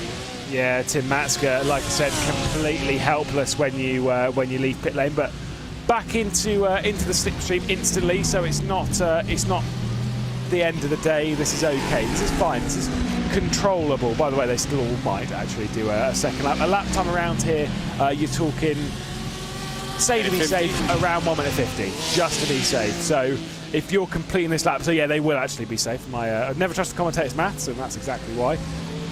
Once they are going to pit lane, we'll see this time around. Oh, they're staying out. Interesting. Surprised that they're not splitting the strategy, but I guess they don't want to commit that cardinal sin, and we've seen them do that on a number of occasions. Don't hit your teammate. There's almost contact between Core and the 81 car of Martin Gronke on that entry into pit lane. I wonder how close that was under braking. Yeah, that was pretty tight. You couldn't put much between them, but that's how it goes. This is, you were saying earlier that the pit lane entry here is tricky, and it is much harder than you'd think, but all assuming the positions of course, the order that you are in pit lane comes down to the qualifying order. So if you start on pole, if I remember correctly anyway, your pit box is all the way at the end, which kind of means coming in. I've seen this before where people have driven into pit lane and they're like, where's my box, where's my box? It's like, where did you qualify? You qualified 10th. So it's quite a bit further down. Keep going, keep going. You know roughly where it is. Look at how much damage on that code. Of course, they're out of the race, but oh, such a shame. And there we go. Core definitely gaining on the Mercedes of Coanda. What's it going to be on the merge? Maniti gets on through. BS Plus are through as well. Looks like Bila Racing Team is right behind Maxime Brient as Valkyrie will get on through. So I think there's been a couple of shakeups there. I think the 81 car, of course, is down the order very slightly. Oh, no, never mind. It's because we still got a number of cars yet to come down onto pit road. Includes David Williams in the second Coanda Mercedes. Been having a bit of a difficult day, but really has been picking up the pace, almost matching his best lap time the last time around, as there are your race leaders. They are coming through Parabolica. They will be down onto pit entry this time around. Watch as Rogers just gets into an alternate line, and he wins the race onto pit road. Code Murder goes on there, but it's Rogers in front of Warren. Got to be careful, though, not to get a speeding in the pit lane penalty, which would be so costly. Lewis, they got to be careful they don't touch, because we saw that during qualifying. If you're in the slow lane, it can sometimes ghost you through, but sometimes you can make contact. Oh, they get through there safely, though. That was Rogers thinking ahead as the pit window does close, and all the cars that needed to are onto the lane. Like I say, all Core looking out there on Bila as well on the left-hand side of your shot. You've just got to be careful. Don't speed in pit lane, which from these positions would be so costly indeed, because you have to come through for a penalty, which, yeah, you might as well kiss the race goodbye at that point. But at least with this, you know, the race 2 is not set on race 1's grid order or anything like that. It is work, as there we go, leaving pit lane. The 91 has done the work and takes the lead. Mitchell de Jong behind the wheel now of the 91. Charlie Collins jumps in behind the wheel of the 93. It's still the race lead, and Maniti Racing behind in third. Will be a fair way back. It's back to battling for the Coanda bunch. And I think now gloves are going to come off. This is pedal to the metal time. I mean, this is a championship that's on the line here. Yes, I'm sure Charlie Collins, Dane Warren, they know they just need to rebound after what was a disappointing weekend at Zolder. Ooh, what's happened to Bila? That must be a technical issue. They've just pulled to the side on the start-finish line, and Patrick Heinrich has reset and towed himself onto pit lane. That is bizarre, and I have to assume that running up there in the top 10, yeah, that's got to be some sort of a technical issue. It's got to be technical or some description. I mean, You don't see that too often unless there's good reason for it. You're not just going to throw points straight into the bin. Shame for them. I'm sure we'll find out in due course as to what's happened. But I think I know, Lewis. I think their wheel just stopped working. He was stuck in third gear and unable to shift up, which of course means he was pegged at about 180 kilometers an hour. Not where you want to be on that very fast pit straight. So great to see at least Heinrich heads up driving, gets out of the way, and is also very careful with the cars that are exiting pit road. So that's a shame for Biela Racing Team and their Lamborghini.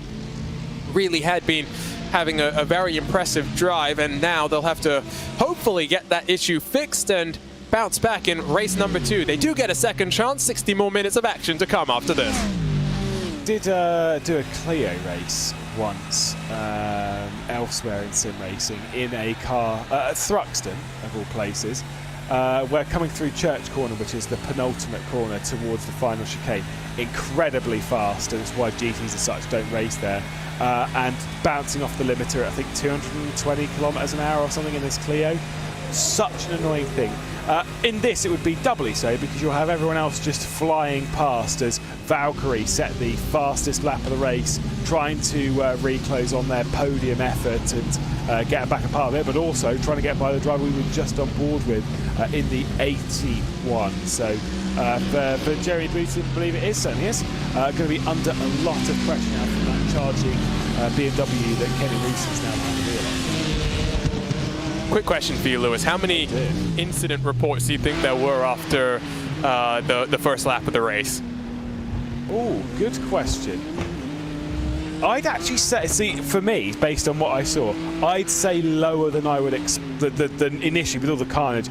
I wouldn't go with that many. I don't really know how many I'd go for, but 4. I'll answer the question. 4.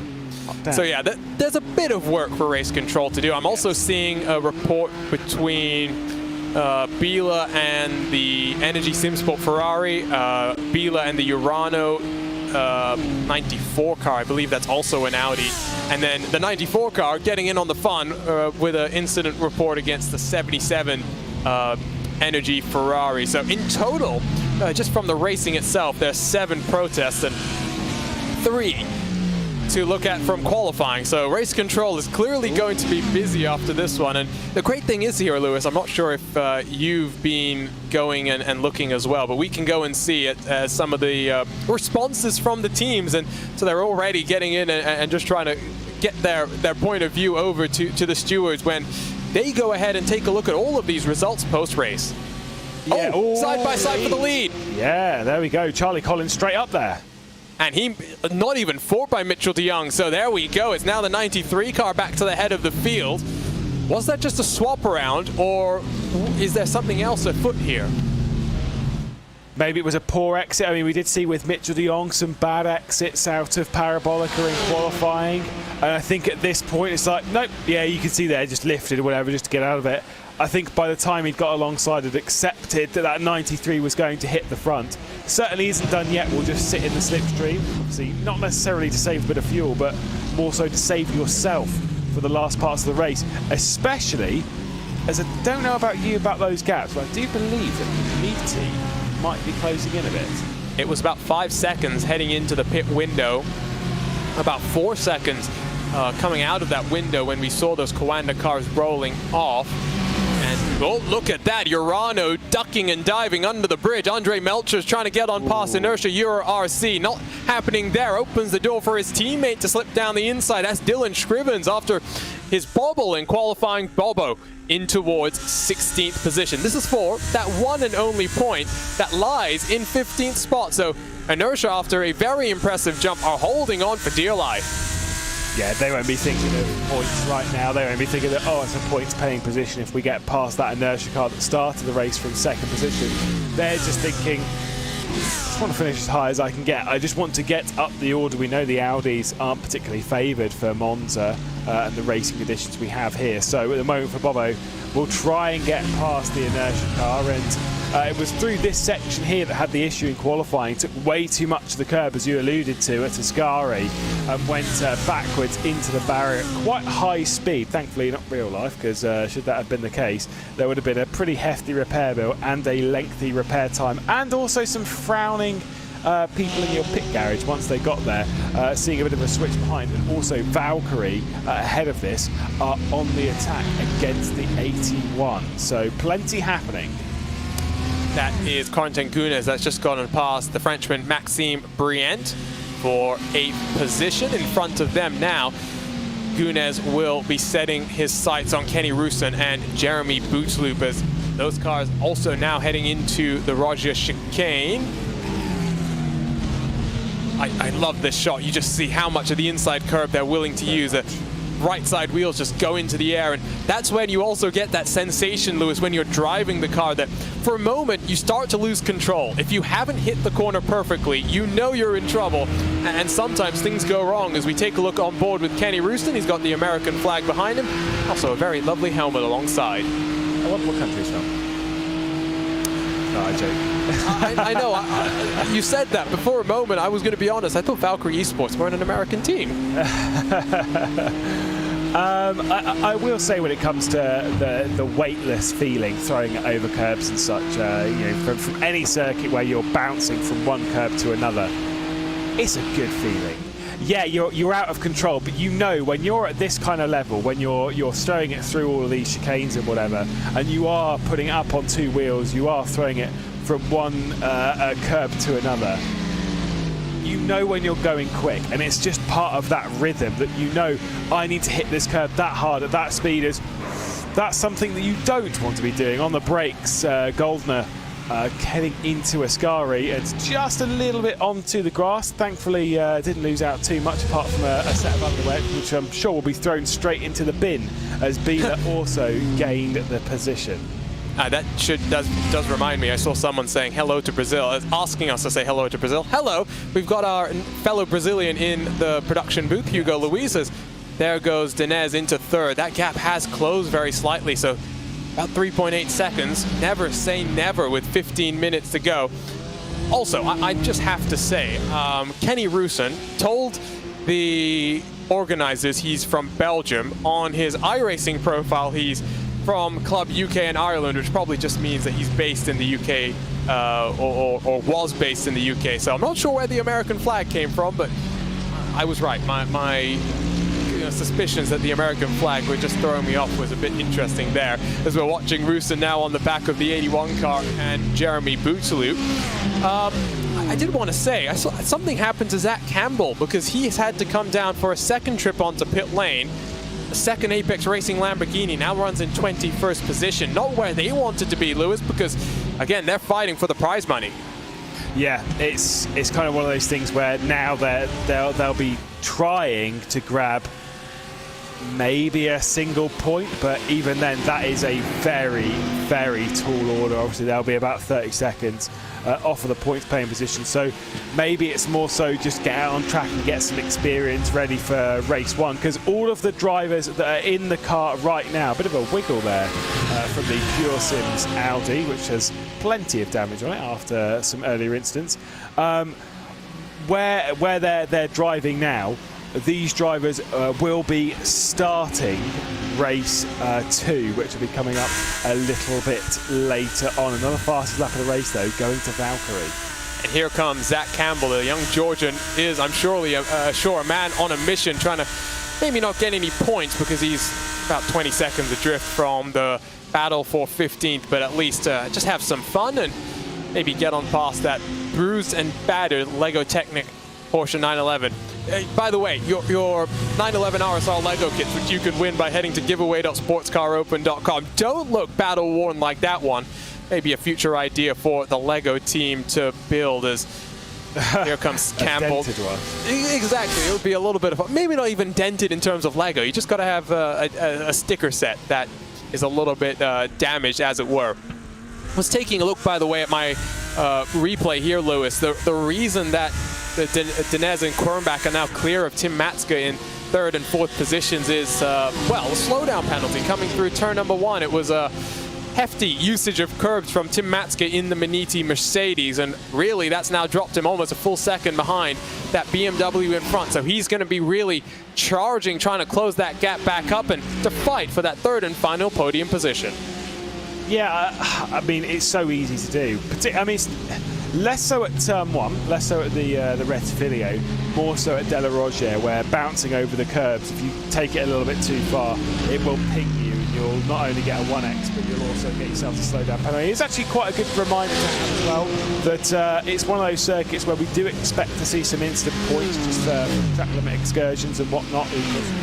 Running wide on certain corners is good enough. Let's see what happened with Tim Matska, and here you go, bit of a curb there, a lot of curb there.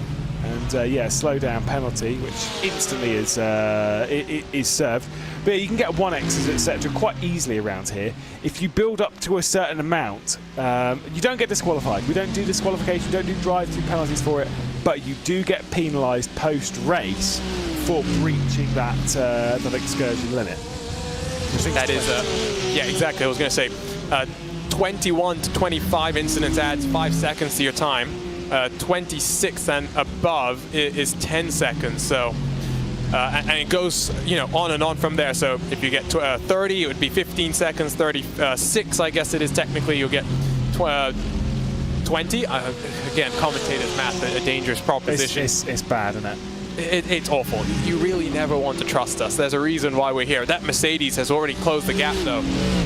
Don't count out Oscari Rine in that 32 car, though. We knew the Ferraris would be somewhat strong given how they can take the curves at a track like this.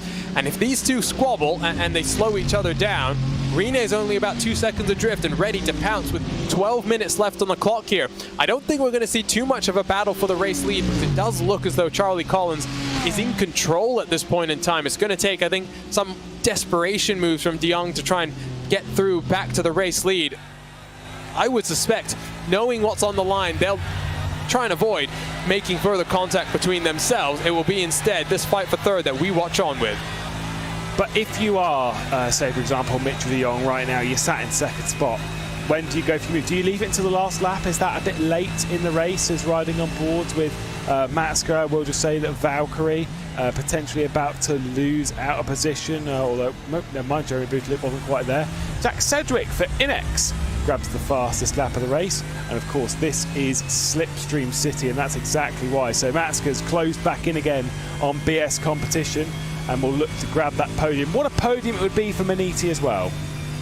And I think one that really just illustrates the rise that these guys have had since really debuting with a bang last year and really just working their way up through various endurance competitions. Of course, competed in the Sports Car Open last year in the, what was it called? A GTC category? Yes, it was. They were the GTD champions, as it were, in 2020, 2021. Lots of experience in these GT3 machines, and of course that was the unique thing about this pre-qualifying format, Lewis, that we had. It wasn't just go as fast as you can in the car that you wanted, it was be the fastest 5 in each manufacturer, and that's meant a really healthy representation of all the manufacturers over the curbs. Kornbach a little bit slippery and slidey. Maniti with the run now to the outside as we come down in towards the Parabolica. That should be Matske through to third position. Yeah, like I said, a lot of these teams are thrown into cars they might well be unfamiliar with, just down to the necessity of wanting to be on the grid, but maybe having to go with something that's a bit unfavoured for you. And it's taken some teams a few rounds to get into the rhythm with it.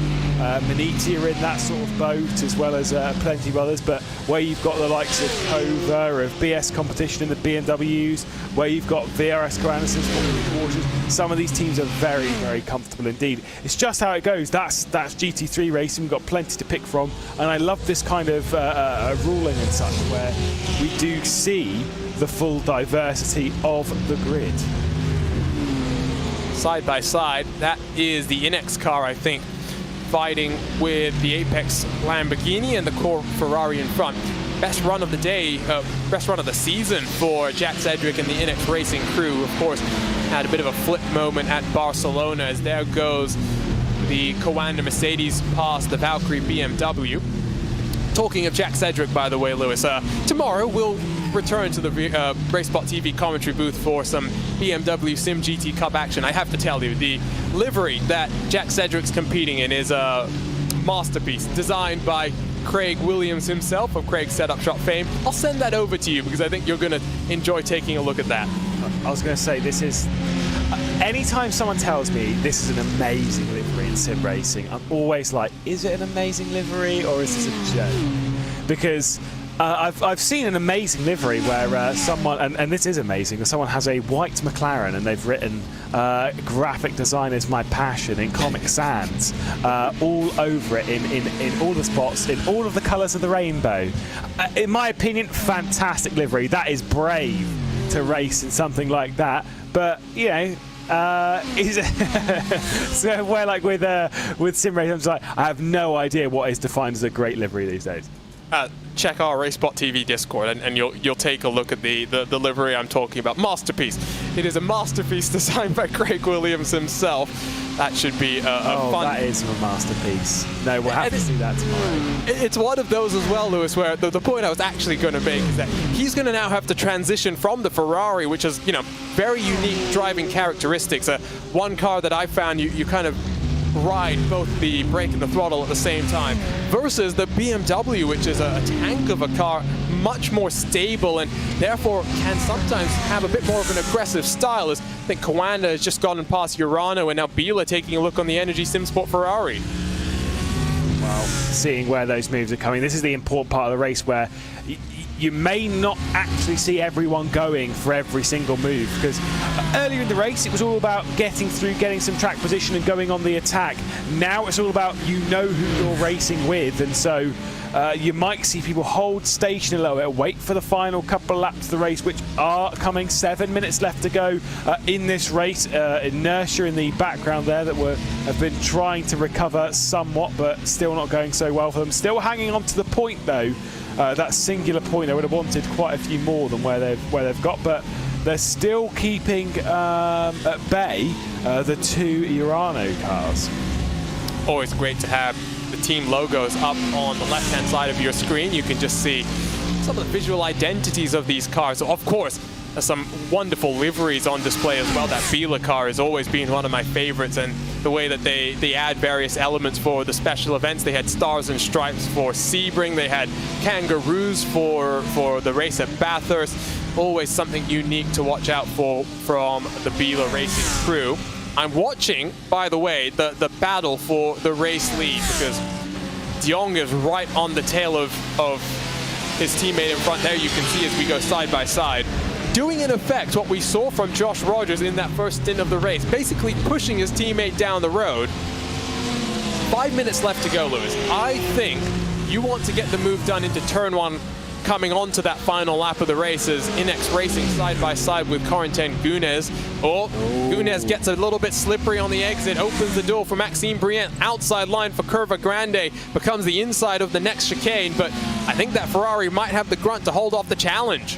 Yeah, drops one now, drops two. We'll see if that is going to be the second one drop, but at the moment it's looking all right. But on the attack, Brienne looking to the inside into De La Roger and obviously backing out of it there. I mean, we spoke about it a little bit earlier that you can make a move into De La Roger chicane, but realistically speaking, you don't, unless you're fully there from the run round Curva Grande. You don't really want to go on the attack too hard into it, because it's with the high curbs and stuff, you're essentially in a concrete canyon. As speaking of core, Rene's got past Quernbach and up into 4th position. Close enough potentially to go and attack Matska and get a Ferrari onto the podium. You said they were charging. There's the move down into Ascari. I'm going to send from a little bit further back, and obviously wasn't fought too hard by Quernbach. Quernbach struggling a bit with the balance of the car here late in the day. Oh, very deep under the brakes into Parabolica, as 4.5 minutes to go. Might be a bit tough for Rene to challenge for a podium. 1.8 seconds behind, but never say never in a competition like this. These drivers all know what is on the line. Thanks to Ronald Grossman, by the way, one of the series organizers, who was very kindly, Lewis, shared with us the incident tally for some of these teams of drivers. I can tell you, Urano 94 and 95 are sitting on 20 incidents as they stand right now, so one more gets them that time penalty that we mentioned. Biela's fairly close, Energy is fairly close, BS Plus is also pretty close, along with that core sim racing Ferrari. So I can understand that some of these drivers, you know, they're using the maximum track that's allowed and sometimes a little bit more. Charlie Collins, for example, he's up to 15 incident points, so all it takes is one little 4X with his teammate potentially, and, you know, things start to snowball from there. Oh, Rusin gaining the position on Jeremy Bootsloop, and you're absolutely right, and it happens so quick. You know, you think you've got the world ahead of you, you've got plenty of instant points to use up, and then suddenly, oh, hang on, I've not got many to use up now, and you know, you've got to be careful. Around here, it's so easy to do so. I mean, look at that run out of Let's Mode 2, where you just run a little bit too deep, you drop 2 wheels in the gravel on the exit, and you get yourself a 1X, and yeah, you get 20 of those, and you'll be given a little bit of a chat to by race control, thinking, don't do one more, you'll be all right. Collins, though, leading De Jong. There is not much between them. You can see they're all the way at the end of shot. They are super tight. Going to be coming across the line now onto what is the penultimate lap of the first race here at Monza. We're deep in the second, we're into the second half of the season. We're getting deep into it, though. We're deep into the season itself. We're in the meat of it, and we're talking about a championship fight between the 93 and the 91. For the 91, it'll be tight. Here comes the move. Here it comes. De Jong has to go the long way around, but you can make that one work. Can they stick it side by side? Oh, a little bit loose on the exit for Collins, but De Jong gets the run, and they'll still be side by side through Curva Grande. I would have thought the move would have waited one more lap. A bit of a better run for Collins, though, just using that momentum on the outside line in towards the Roger chicane. This is where you get a little bit tricky underneath the bridge. De Jong will send it deep and force Collins to concede. One lap to go after this one, and it's the 91 car to the front of the field. And that's important when it comes to the championship chase. There was, coming into this race, because of the pole position that was given to the 93 for Charlie Collins, it would be just a single point, as far as I'm aware, between these two coming into this race. So this is important for the title race. This is important for Charlie Collins to, yes, you're in second spot, but to instantly bite back. Where's the move going to come, though? Is it parabolic, or is it just down into Rettifilio? I'd wait until the Rettifilio, but then you kind of think, what if I don't get the opportunity? I think you set the run out of parabolic, I should say, up as best as you can. Look, though, again, it's what we've been saying over the season. These guys are so calm, so cool. Mental focus is so important, not just in real-life motorsports, but here in sim racing, where the sensations that you feel are reduced that much more, and therefore you focus on what you can. As, oh, there's Rusin slipping down to the edge of the top 10. We will focus, though, on this. Final lap of the race gets underway now. It's the battle for the championship, and which way is it going to swing? The 93 car looking to bounce back after disappointment at Zolder. He's got the run in towards that first chicane. Side by side they will go. Can De Jong challenge, though, around the outside? He gets a slightly better run, but I don't think it's going to be enough. Through Curva Grande, they're still fighting side by side. Look, though, at how it's going to play. De Jong just pulling that little bit more, a couple of miles an hour quicker, down into towards the Roger. He's almost clear, but Collins is going to send it deep. I think they're going to stick it out side by side because De Jong's not conceding. De Jong has to concede. Yeah, finally, that's Collins back up, but there's still plenty more overtaking opportunities. You can see already a little bit of damage appearing on the front of that Porsche of the 93. Charlie Collins, the Welshman, just hanging on for now, ticking off these final corners. Look at how much the Maniti car has closed back in, coming out down towards Ascari. This is an important bit. It's not necessarily about Ascari itself, it's about the run through Ascari. It's about trying to take advantage of it. And Mitchell de Jong knows that with his experience in sim racing and motorsport. He'll know that if he wants to win this race, if they want to get in front right now, it's all about this section. What are they doing? A little bit of a curb hop there from Charlie Collins, and this is looking good for de Jong. Heartbreak for the Valkyrie team. Technical issues have dropped them from the race in the closing stages, but no such disappointment for the 93 car. Is it going to be a late move from de Jong? He thinks about it, but thinks better. What a race. 60 minutes done. We've still got 60 to go here at the Theater of Speed, but it is the 93 car that returns to victory lane. It's Charlie Collins. It's Dane Warren. They're victorious here at Monza. Barely a response from Charlie Collins. Barely a response. I would have thrown my sim rig out the window. I'd have been so happy with myself. I'd have been like, right, I'm going for a cup of tea. Actually, job's not done. Job is not done. No, of course it's not. But I would have been that excited. Oh my word, the drag race to the line between Urano and Pashkurgis. That's Lewis Najner. Here comes the second and third of the Urano cars. These guys, Dylan Shrivens has managed to get a point just as a result of that disappointment for Kenny Rusin. What heartbreak. I saw they were slipping down the timing screen, but ultimately it is circumstances out of their control that drops Valkyrie out, and well, 60 minutes to go. They'll be hoping that, just like for Patrick Heinrich, no such disappointment. The move came, and it came a lap earlier than I expected, Lewis. I do think if De Jong had been slightly more patient, he might have got it done, but ultimately it is Charlie Collins that takes victory, 2/10 clear of his teammate and championship rival, Mitchell de Jong. Tim Matska, what a podium for the Mercedes 78 car. I think will be delighted with that performance. Great to see the Ferraris up there in the field. Oskari Rine in the 32 for Core Sim Racing comes across the line in fourth, about 2 seconds adrift from the podium, with Felix Kornbach slipping down out of those podium fights in towards the top 5. Jeremy Bouteloup 6th with Jack Cedric and Corentin Gunas, Ferrari 7th and 8th. Maxime Briant, the first of the Lamborghinis for the Apex Racing team, with Lewis Najner completing the top 10 positions, almost 10 seconds back from that Apex car. Pashkurgis comes across the line in 11th, with Eric Goldner, the Brazilian Energy Simsport car, in 12th. Some points on the offer for the 77.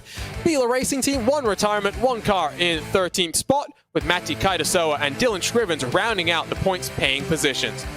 Urano and Andre Melcher 16th, with Van der Waal 17th. The Apex Racing Lamborghini in 18th after a second pit stop for Zach Campbell after the pit stop window had closed. Pure Sims in their Audi, and the Lego Technic Porsche completing the top 20. Then we find the second of the Energy Simsport Ferraris, Kenny Rusin for Valkyrie, 1 lap down. Heartbreak for them in the closing stages, and then our retirees. Bila Racing Euronics and Patrick Heinrich, some sort of technical failure. Arnage competition, Kova and Antiaholo. Lewis clearly put the commentator's curse down on them.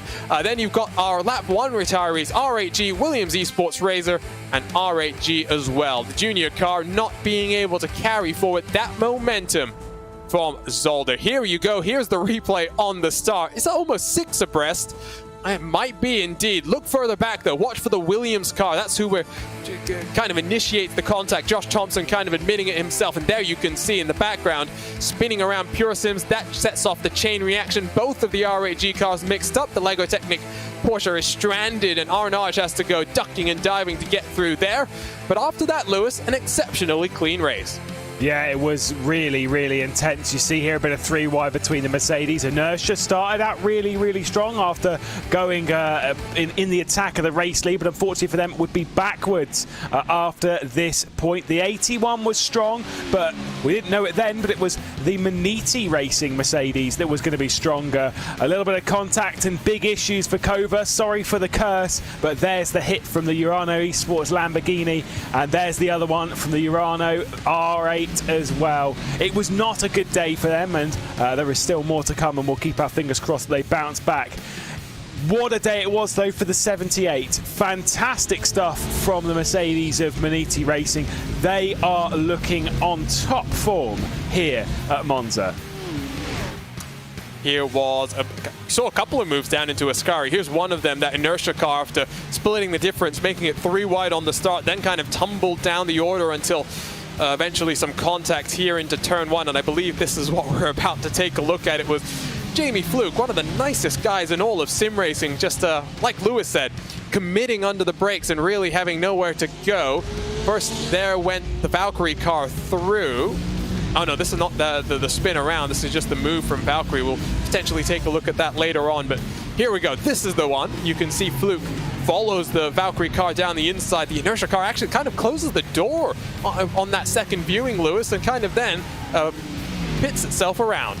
So easily done though. Core though, they were marching up towards potential champion or potential podium contention as to the inside of the Coanda SimSport, really ending the hopes of a VRS Coanda SimSport 1, 2 and 3. At this point it was BS Competition in control there. Further issues for Inertia as they were under attack from the two Urano cars pretty much for the entirety of that second half of the race post pit stop. It wasn't what they wanted to do, but in search of a final points paying position, eventually it become 2 points for them, with issues falling the way of Valkyrie in those final moments. But under pressure from the two teammates, and Bobo would look to the inside and potentially try something, and it was tight and tight and tight, and that is exactly the racing that we kind of see here at Monza, as the switch between the two Urano cars, and Inertia would have to deal with it all day. Big moment there, losing just a single position from this though, as Energy Sim Sports would go for a slide through the Ascari gravel trap, just losing out to Bila Racing, but so easily done on the brakes when you're trying to judge the width of your car, and it was Maniti marching forward to grab the podium. Those bonga drums really set the tone in the early stages, and Matska picked the ball up and just pushed it forward. Kernbach getting past, so just a little bit loose through Ascari, and then there went that Mercedes. Here though is, I think, a move potentially from Maxime Brient and Kevin Ellis Jr. around the outside that becomes the inside down into the Roggia.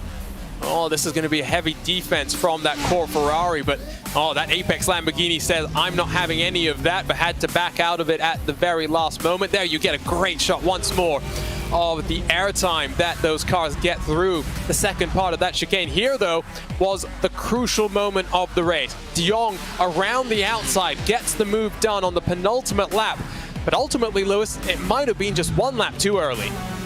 It's a tactical race. It's all about playing your cards right, leaving it all out on the table. De Jong would be through, but it wouldn't last for too long. Fantastic racing. It would last all the way around Curva Grande into Della Roggia, and De Jong would just about come out on top. But with it being a tactical race, yes, it's all side by side, it's all wheel to wheel, but in the car itself, when you're going toe to toe with someone, you need to think, when do I want to lead? And you're absolutely right. I think potentially De Jong got a little bit too impatient there, went a lap too early, but that is the difference. It's so easy to do when you just think, oh, I've got to go for it now, I've got to go for it and try and pull away. It didn't really work. They would end up in second, and it would be Charlie Collins and Dane Warren up on top once again.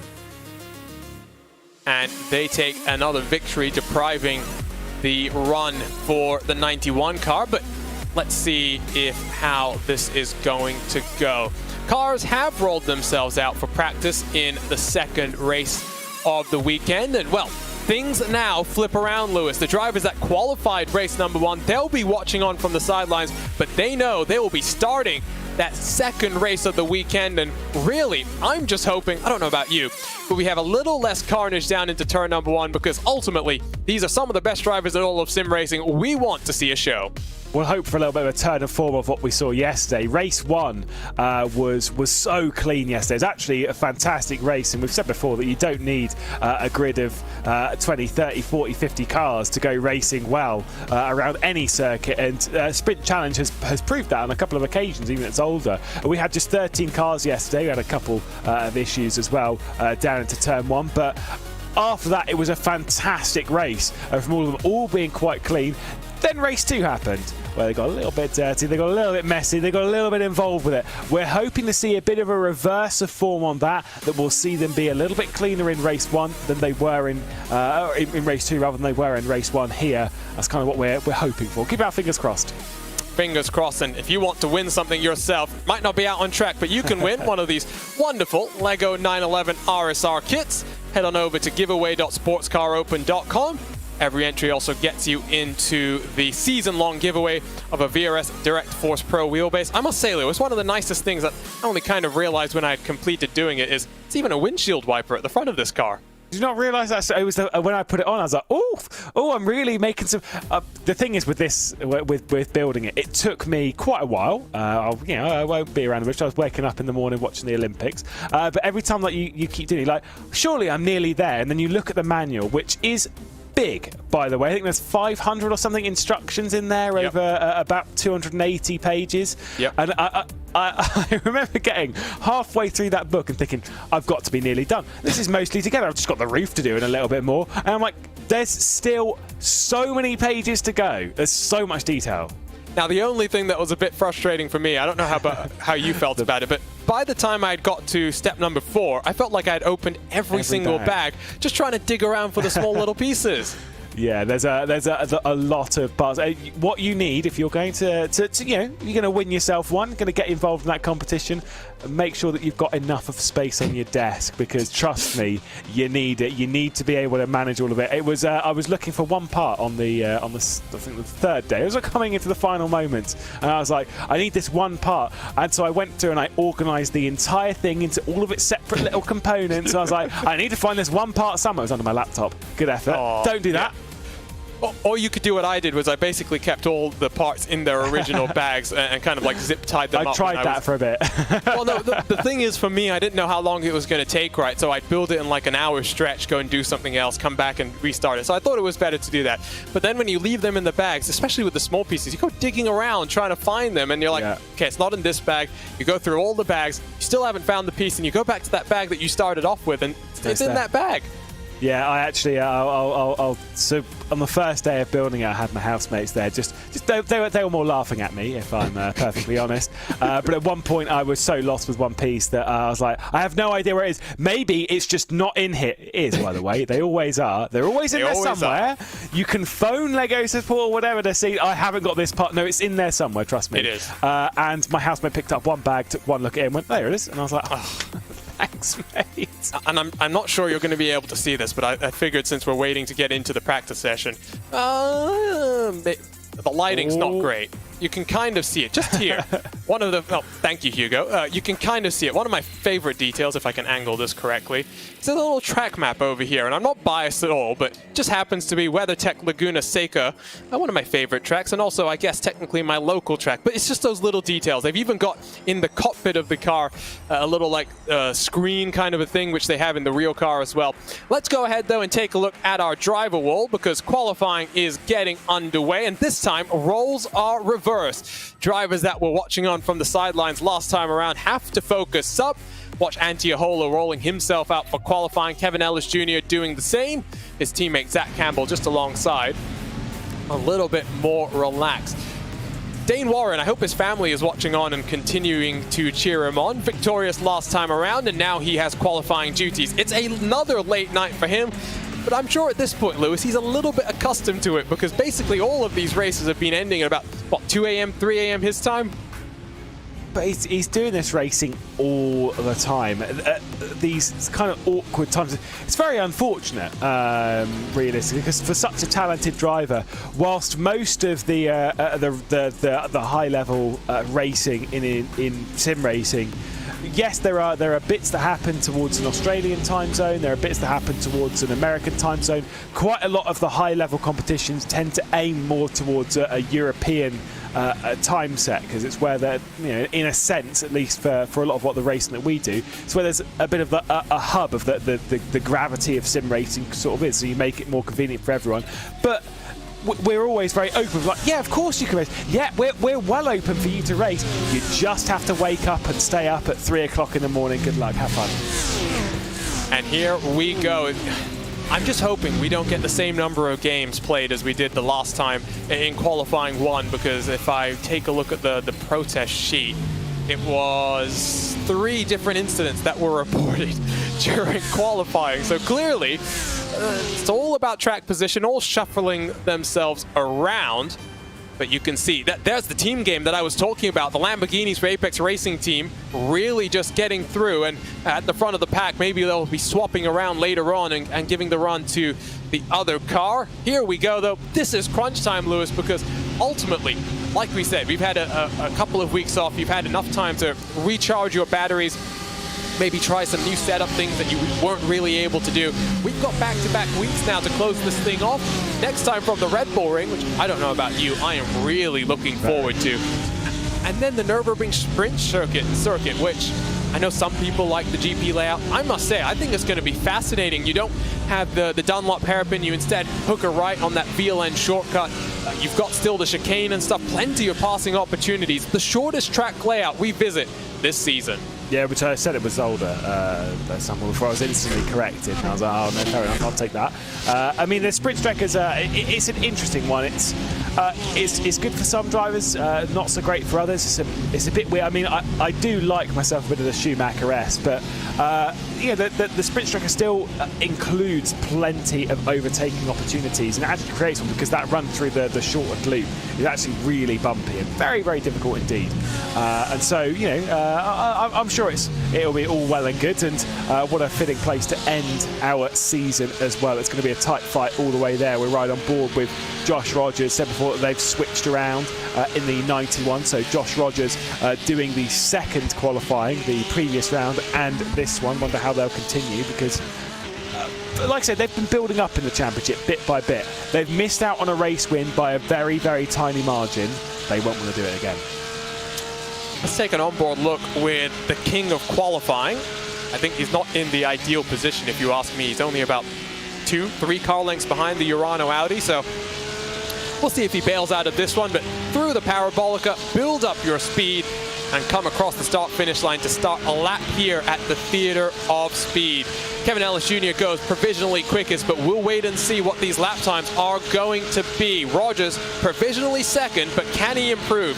This is a hard braking zone into the Rettifilia at the 150-meter board. Slam on the brakes. Use a bit of the AstroTurf on the outside, but avoid using a bit too much of the curbs. You'll get onto the anti-cut curb. You'll get a slowdown penalty as well. You can see Rogers using that curb on the outside to just build his momentum. And, well, what do you know? He pulls off the track.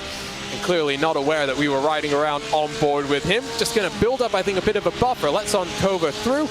But I think as well, he'll come down onto pit lane here, get 4 fresh tires, and roll himself back out there for another attempt. Because ultimately here, Lewis, we were talking about what you do in terms of setup, you know, run low wing, maybe a slightly stiffer car.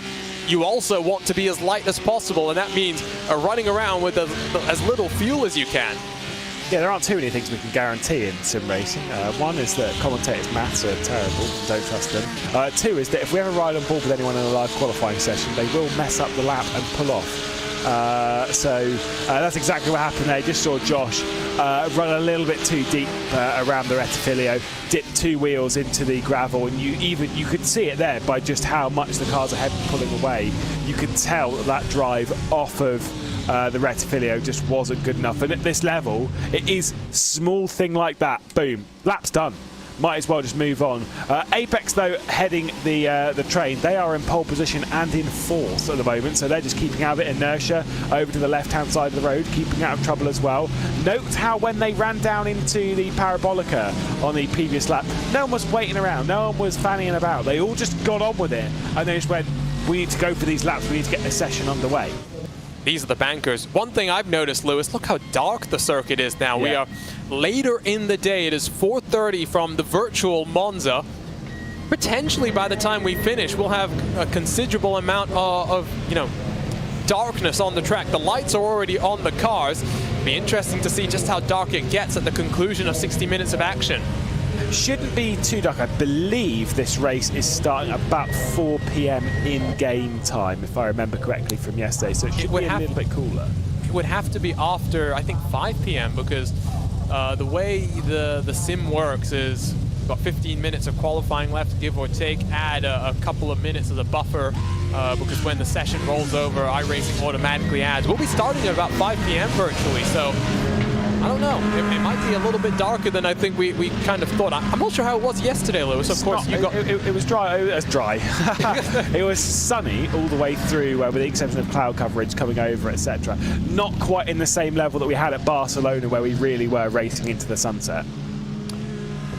We'll have that talk about rain, I'm sure, soon enough. When we get the I can't even imagine the first official race where rain is enabled and just carnage.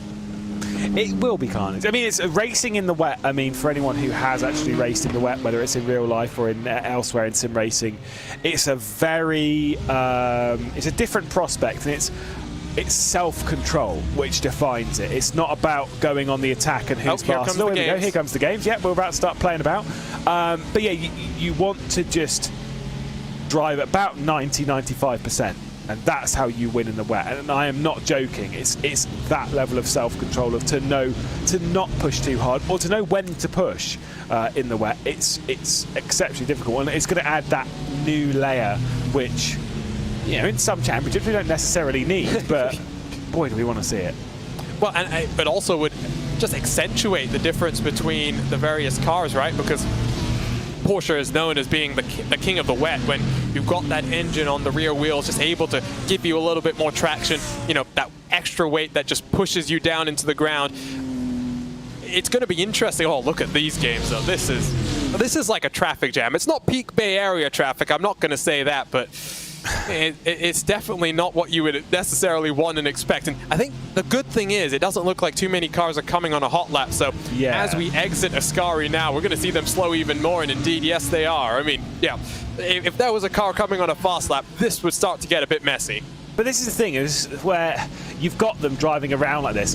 The people at the front, they have no idea if someone's coming around on a fast lap behind. And so for them, like, you're potentially going to ruin someone's lap. Also, let's be honest, most of these laps aren't going to matter.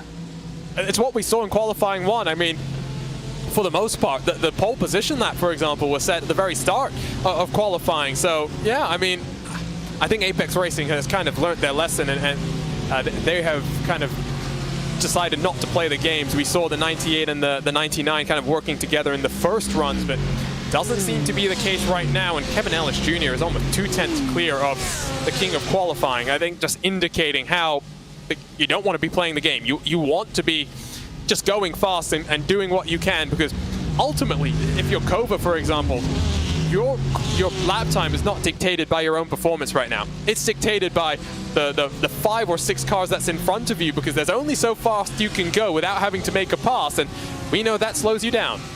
Well, not a part of this train, driving around by themselves and setting a time. Dane Warren in the 93. Look how far down they are. They are only in 14th spot. They are hilariously in the danger zone, which they need to get out of. Still 10 minutes left of the session for Warren to move up the order, but right now that'll be a little bit panicky, a little bit panic stations, but this is the kind of circuit where you could just load up on the fuel a little bit and just do 3-4 laps on the bounce and just see where you end up, rather than having to light the fuel. You only get 1 lap on the tyre. It's not the highest tyre wear circuit on the planet. In fact, it's one of the lowest, because it's quite a smooth track and it's nice straight lines. You burn out the rears a little bit. It is an Apex Racing 1 and 2 now by 9,000ths of a second. And there was a bit of teams games going on there, I think. The Lamborghinis have come up strong, and I think, just like I said, not playing that game is working out very nicely. They've got that light bar as well, which is the endurance light bar. Sometimes just irritates the car in front of you. What I was going to say though, Lewis, is in terms of the points here, the 93 car, again, commentators' math, you never want to trust it, but I think they will be 4 points in front of the 91 car, given that they won the last race. Now, this is crunch time, because 2 rounds to go. Red Bull Ring is going to be just as much as a wild card as this one, if we're being honest. I mean, turn 1 there, you can enter the corner 2 wide, you can exit the corner 4 wide, but at some point, someone's going to lose out, and then you go to the Nürburgring, where yes, it's a little bit less crazy in some ways, but turn 1, for example, we've seen, you and I, when we've commentated together, some crazy stuff through that opening hairpin. And then you've got that shortcut, which is a very technical challenge, because it's a right-hander that kind of climbs up initially, then down the hill you go. I think if you're that 93 car, you need a good qualifying. You need to get those points on the board right now. You can't afford to start the second half of the season with a duff race. Yes, you've won one of them, but you know that, yes, in second place for that 91, and you know for a fact they are going to be on the, well, you can't know for fact because you never know how things are going to unfold, but you would take a very good shot in the dark that that 91 is probably going to be up on the podium once again this race. You need to be there. Whether they're winning, whether they're not, they're going for a good result at the 91, and that's consistency wins championships. It's so hard to battle in a championship against your own team. It's such a different layer, because you know that in practice, whatever times you're doing, they can see the times you're doing. They know what's happening, so they know what they need to match. It's very, very difficult. Here comes those bulls down onto the pit lane. They get themselves fresh tires, a little bit more fuel, and here you can see the rest of the crew coming down. Let's cast our minds back to race number 1, Lewis. Josh Rogers was supreme under the brakes into the pit entry, and I must say, it was pretty heads-up driving from, I believe it was Dane Warren who was starting race number 1, to just see Rogers coming in and give him enough space. Yes, they murdered the cone on entry, but ultimately that could have ended in tears. And what we've seen Coanda cars touching 3-4 times over the course of the opening 3 race weekend, so it's something that's always, I think, going to be in the back of our minds. So it's good to see that even when they are really on the ragged edge, they are keeping it clean, as here comes the BS competition car and Felix Kornbach, I think, across the line. It's Phil Denez behind the wheel of that, and just completing that lap and moving up into 4th position, so that's pretty decent, especially at this point in quali. But with 6.5 minutes to go, they'll have enough time to get back, get into pit lane, get serviced, and get out again for one more lap of BS competition. But all these will be going for a couple of lap stint towards the end of the session, and you know, prepare yourself, ladies and gentlemen, for the slowest outlap you've ever seen in your life.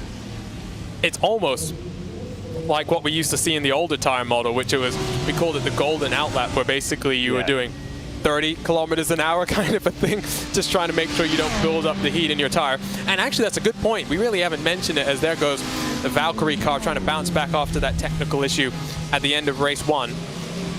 This is a track, Lewis, where tire heat is more important than you'd think, because the way it works on iRacing is the faster you go in a straight line, the longer you go in a straight line, the more heat you get into your tires. So sometimes at Le Mans, we see some crazy tire temperatures, especially in the GT machines. It's one that therefore means when you're braking, that heavy braking zone into turn number 1, your tires are not necessarily going to be where you would want them to be. And therefore, it maybe explains why we're seeing the cars being so slow on the entry in towards Parabolica.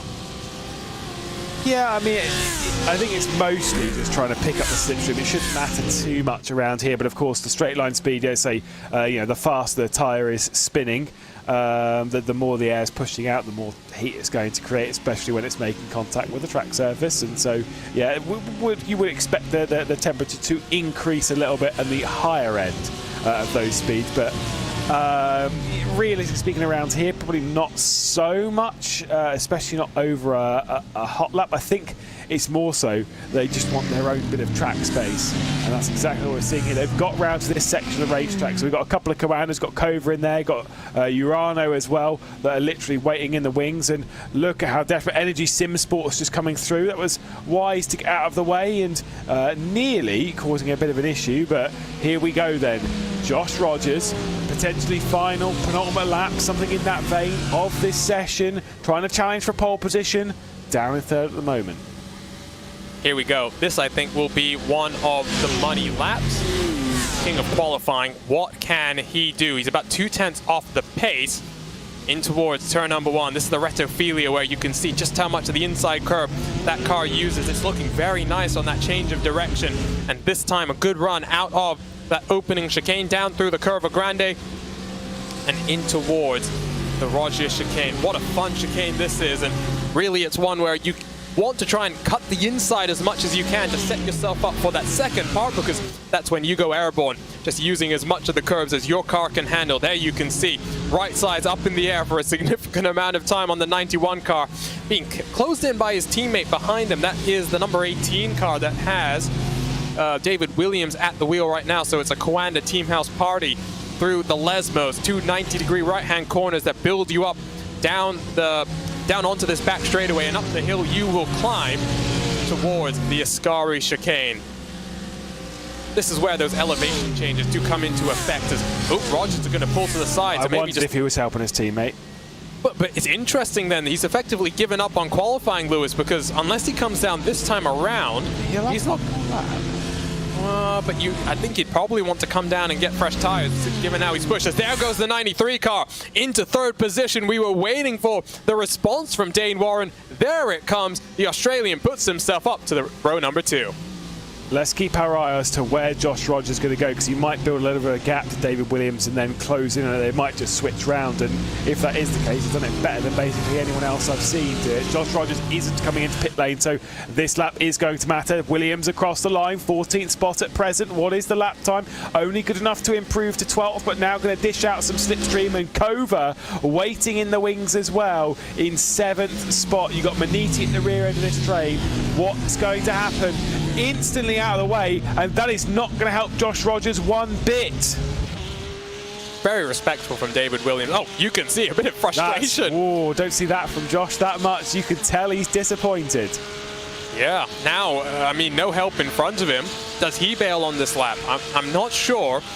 It's going to be hard to improve on the 47.377 that his previous fastest lap. He is very loose on the entry to the corner, but that's how you know he's dancing on the edge and really wringing the neck of that car. Course Sim Racing, the 32 car, up into 12th. 90 seconds left on the clock now. I can feel that. I've had that before. You know, you line everything up. You've given them the slipstream all the way through the lap. They get ahead of you. It's absolutely perfect. They missed the first corner. What a waste of time. And you can tell that Rogers is feeling this right now. Has got to do all of the work himself. That gap that's now been built, the 93's ahead. It's not the end of the day. You're on the second row together, but you can tell that Rogers now is pushing very hard through Ascari, up and over the curb on that final part, and now running it out very, very wide indeed. But all that he is improving is giving Kova time, and now trying to pull off. Is this getting some slipstream? I think it is just the lightest wisp of it, and that's all that's really going to matter right now. One final corner for Rogers. I'd say if he's going this far into it, he might well be improving. We'll see. I mean, it does not... he's coming down onto pit road, is he?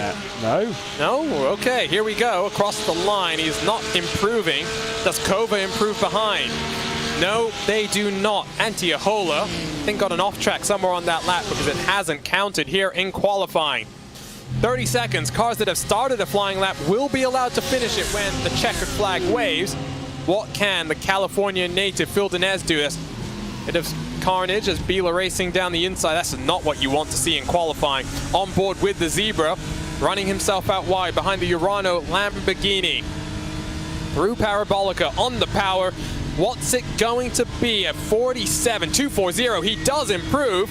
Where does it put him on the board? Third position. He's now inside of the championship leading car.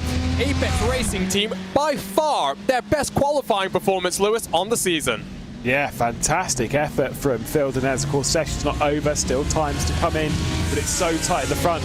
I'm genuinely gobsmacked and very, very impressed that we have an Apex Racing Team 1 and 2 lockout on the front row at the moment. Of course, that can't be overstated, but with all these times coming in, a lot of drivers are missing out. A lot of drivers are failing to take advantage of these final moments in the session. It's looking better and better bit by bit for the Lamborghini duo of Apex Racing. Clearly, for Kevin Ellis, his rallycross fun is not having too much of an impact on his road-going performances. There goes the Energy Ferrari across the line.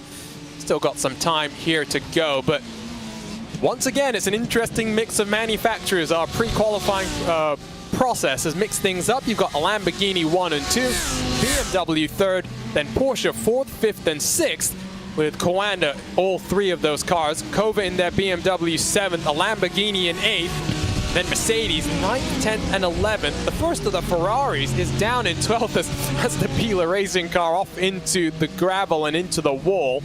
Still a struggle bus for the Audis, Lewis, though. The first of them is down in 17th position. Unfortunately, it's just one of those tracks. I mean, think of how the Ferraris were at the first round of the season, the Hockenheim Ring. It's just one of those things. They just do not match this track. They're not balanced out for it, and it's just a little bit frustrating for them. And I do feel for them. I've been in that boat before, but it's a rough situation to be in, but it's the situation they're in. Look at how close it is, by the way. Bila car we were just looking at now. 21st place, less than half a second off of pole. 21st. How annoying would that be? It's one of those situations where you might have got the maximum from your lap and you're like, oh, that's going to be a pretty good qualifying run. And then you remember the competition level in this field and you go, oh, okay, no, it wasn't. Never mind. And then you have to just go again. Here we go, though. 60 more minutes, and I guess the ultimate question is, Lewis, can we get through turn number 1 without 6 wide, without some carnage at the back? It will be the focus for them. They need to remain clean. It was a bit of drama in the middle, but it wasn't major. Avoid that this time and get through cleanly and once again go on the attack. But the 91 is starting from 5th again. I think they might want to go one better in the race. Once more here at Monza. Let's go trackside. Let's turn up the most famous song in all of esports. Let's take a look at our starting grid for race 2 on the weekend.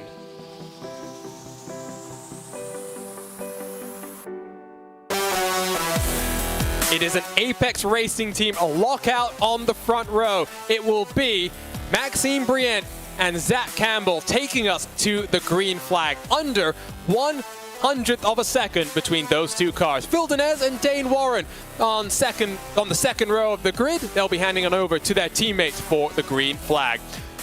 VRS Coanda and the 91 car fighting with the 93 car in the championship. They'll be alongside the Lego Technic car looking to bounce back after a tough race number 1. The BMW of Kova trying to bounce back from the Lewis McLeod curse. They'll start inside of Urano Esports and Daniel Pastor with Martin Kroenke and Inertia Euro RC. What a run for them at the start of race number 1, rounding out the top 10 cars. Maniti Racing, an impressive podium, 11th on the grid with Core Sim Racing and the Ferrari in 12th position. VRS Coanda and Core Sim Racing 13th and 14th, with Inex and Energy Simsport 15th and 16th. Row 9 is Urano Esports Huawei and RNR's competition. Ricardo Rico hoping to get through the second Lesmos at least on lap number 1. Urano Esports, Williams Esports Razor, they complete the top 20 with Bila Racing Euronics, RAG Junior, Valkyrie Esports and RAG through 24th. 4 more cars in our grid. It's Pure Sims in their Audi, Bila Racing Team and Patrick Heinrich, hopefully with that technical issue fixed, and then Vendaval and Energy bringing up the grid. 28 cars, Lewis. They're only separated by 8/10. I'm really thinking that these Apex cars at the front, though, are looking to set the tone.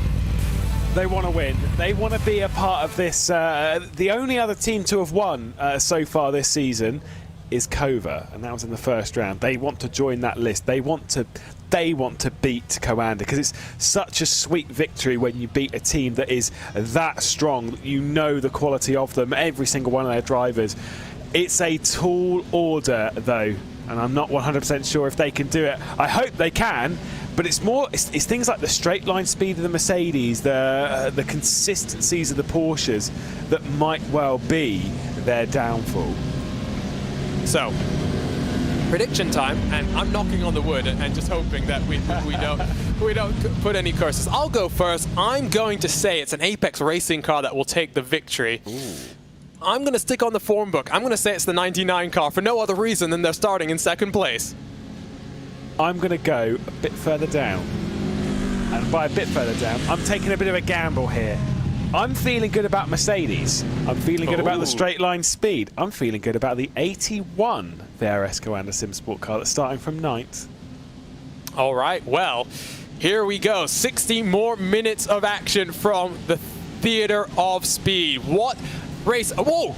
That's a checkup. That is contact between BS Competition, Apex Racing, and the 91 car with Mitchell de Jong behind the wheel. They'll be hoping there's not too much damage, but we know there is a long, long hold now before we get the green flag out in the air and we go racing for 60 more minutes of absolute carnage.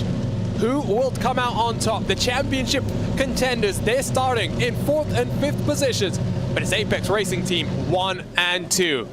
Maxime Brient, Zach Campbell, they're on the front row. As we enter into the starting zone, we wait for Barney the flagman to put the green flag out. We're waiting, we are racing once more in the VRS SCO Sprint Masters. There is 3 wide action further back, but it is not at the front of the field. It is 2x2 throughout the entirety of the field as we work our way down into that first chicane and that heavy braking zone. Already around the outside, the 93 car trying to challenge Maxime Brient. It's Zach Campbell into the race lead. The 93 car almost into 2nd.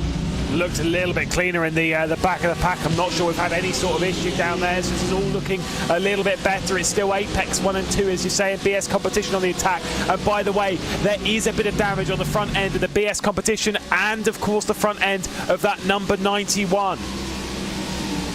in towards the Rogia. They will go. It's inertia to the inside of the Kova BMW. There's almost contact, but they make it work. It was such an impressive start for inertia last time around. They're trying to pick up the paces. I think that's Biela Racing Team that spun around. Indeed, it is through the Rogia. That is the 45 car of Henrik Cruz. Everyone else, though, through the Lesbos, almost too wide, too deep through the entirety of the field. There's a bit of a breakaway going on out front, as now a number of cars running wide, but I think they got through there safely. This, though, is that... who it was.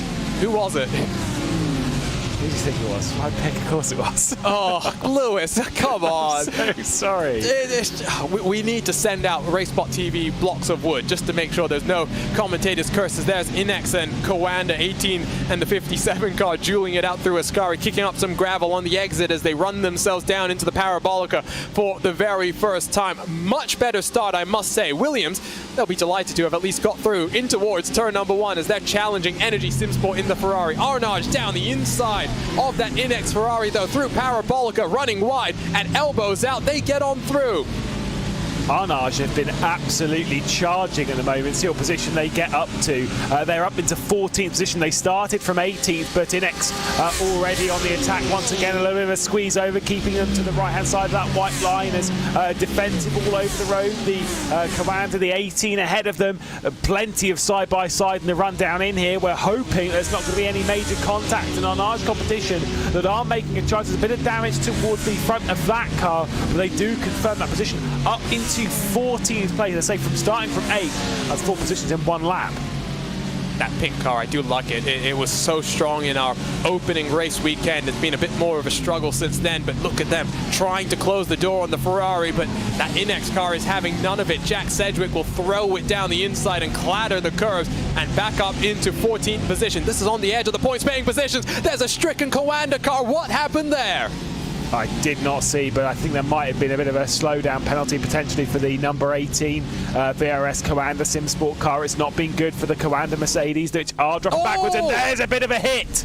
Pash Gergis gets sent into the gravel, just keeps it out of the wall, but now down into about 26th position. Oh, yeah. Josh Thompson, the day goes from bad to worse for Williams. Once more, no points will be paid out to that car. Only that one retirement, though. We still have 27 GT3 cars rumbling around Monza through Ascari. There's Energy Simsport tucked up behind the 81 car. A significant damage to the front end, and there's some breakaways going on. 6th and 7th positions separated by about 1 second as we take a look at the RaceSpotTV replay. And Pash got pushed into it by the Valkyrie car. That was optimistic. I think that's the word for that.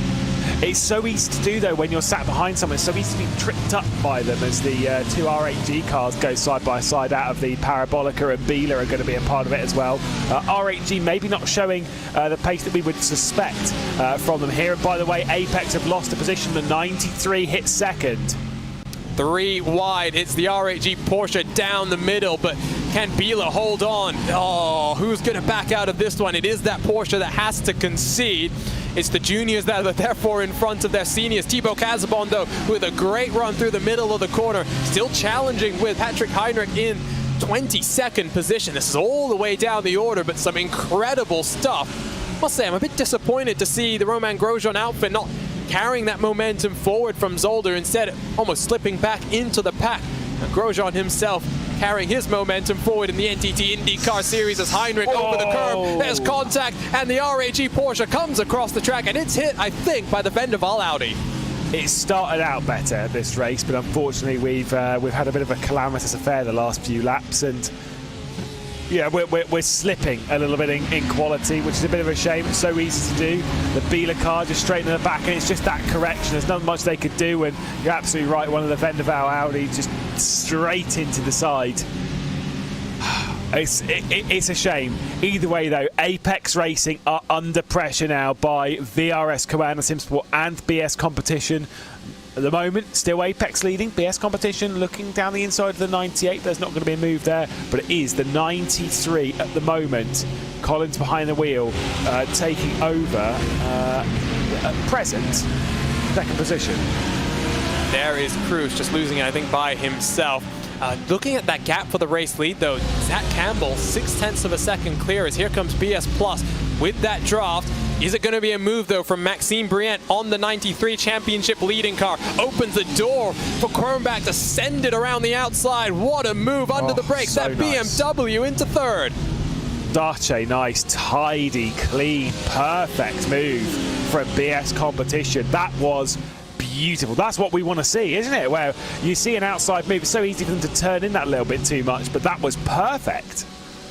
Oh, wonderful. I'm loving this stuff right now. Oh, side by side we go. It's Urano and the RAG Audi. This would be for 18th and 19th positions, or 19th and 20th, excuse me, under the bridge and in towards the Rogia. They will go. The Audi will get on through. Clean start. It is kind of picked up since then, and I don't think we're going any other way than up and up in terms of the intensity here, because Zach Campbell, I think, is going to be a man on a mission to hold off the challenge from the 93 car. And don't count out the BS Plus car, Lewis, because they've been oh so strong in race number 2 on the weekend. And don't forget, Phil Denez will be driving that car in the second half of the race, and he was very impressive in race number 1. Yeah, it's kind of one of those ones where you're driving around at this point, you're thinking, well, I'd best leave it in a good position for when my teammate jumps in, so that then they can go on the attack. You're applying a lot of pressure to your teammate there when you do that, by the way. But it is always a bit of a thing of, like, right now, BS Competition, and it's no disrespect to Quentin, when you've got a field that's separated by just 0.8 of a second, you know, 0.2 makes an enormous difference, and Phil Denez is an incredibly fast driver. Not 100% sure what they can do from this scenario, but you can't rule anything out right now. They're there. They're not under pressure at the moment from Apex behind. They just need to close in a little bit on Coanda as we ride on board with the Lego Technicar, Mac Backham behind the wheel.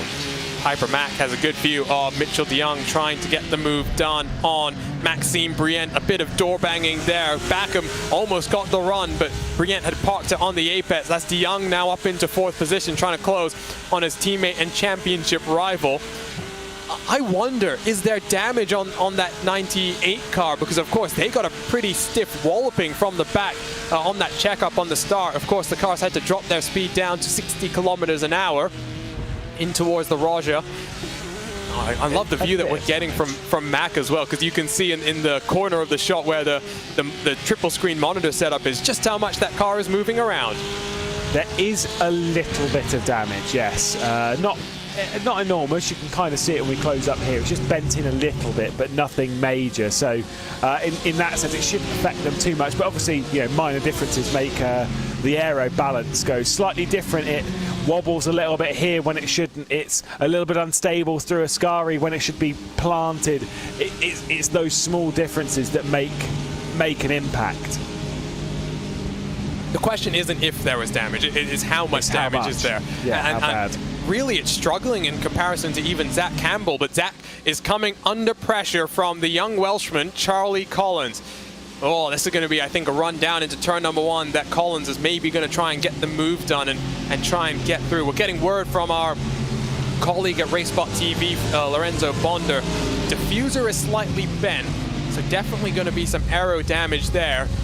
I wonder how significant that is and how it's changing the balance of the car for the Frenchman. Watching the second of the Apex cars, as there's not really a move coming up front. We're seeing the bump drafting going on. Here comes the Lego Technic car down the inside. Can Hyper Mac get it done under the brakes?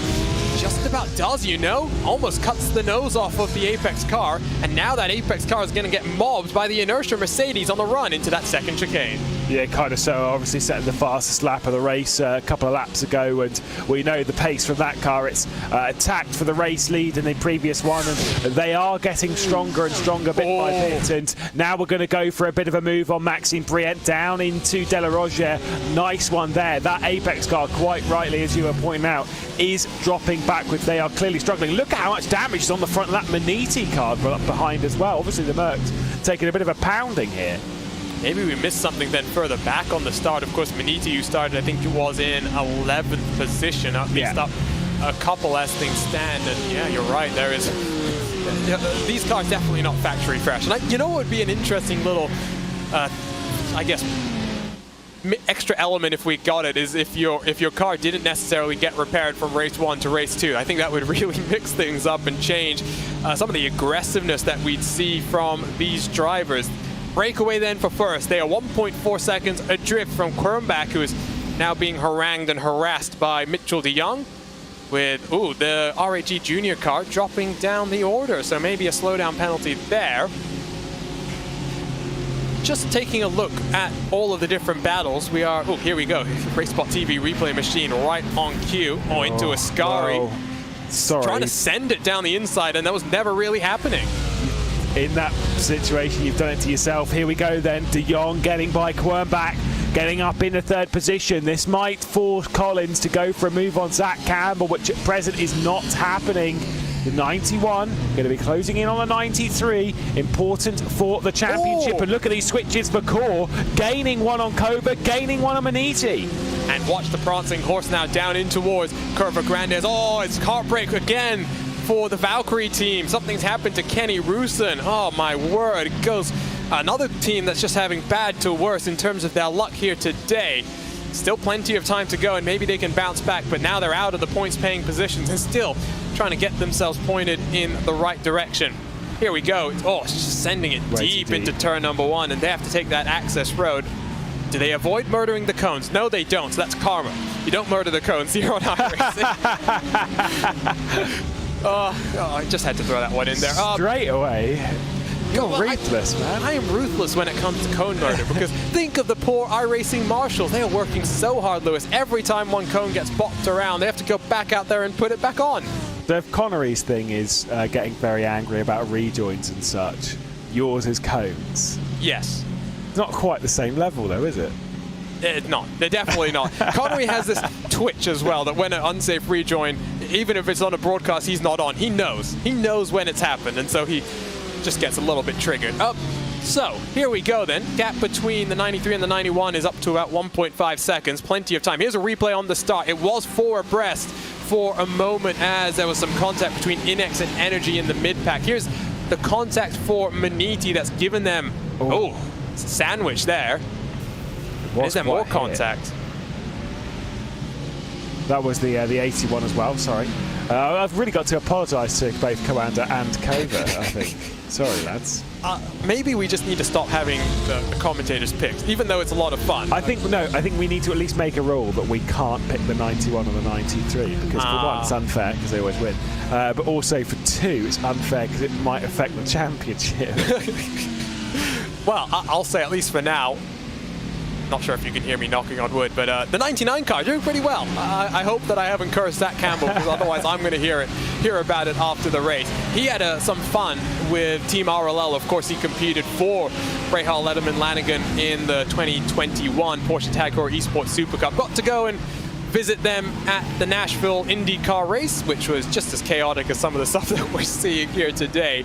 And got to just experience what it was like backstage and enjoyed his time there. Now back on track with his Apex Racing Team teammates and trying to fend off the charge from the cars behind. We are side by side. Left side of your screen, of course, is the squabble for the lead. We're watching on the right side Energy Simsport, who are chasing down Arnage competition in...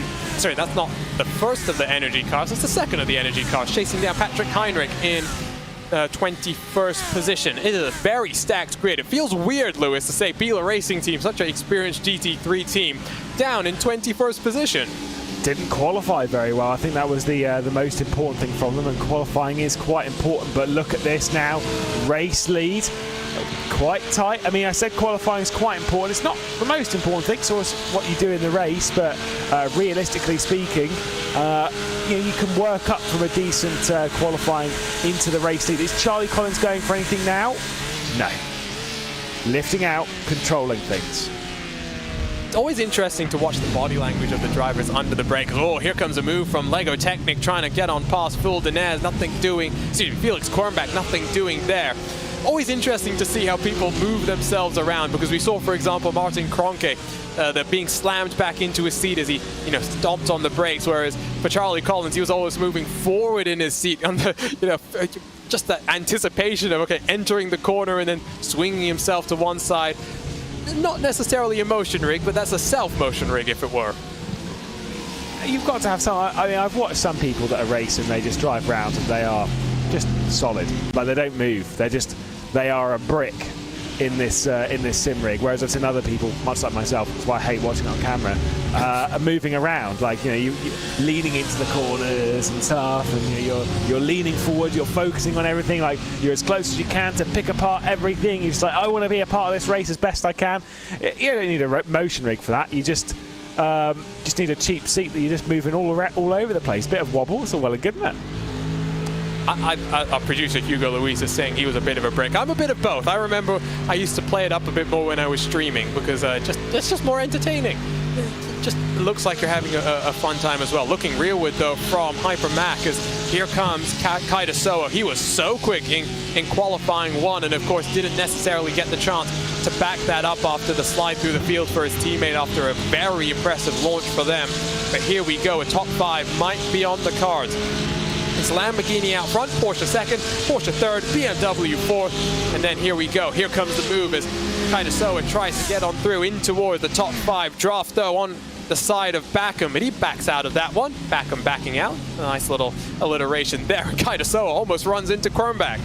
Yeah, that was close. Nearly close as well for Mac Backham to hit the rear enders, just trying to back out it. So easy to do. I mean, we saw that in the previous race down at the Rettifilio, where you're kind of backing out of it, but you know, doing stuff that's half-hearted. It's a bit of drama.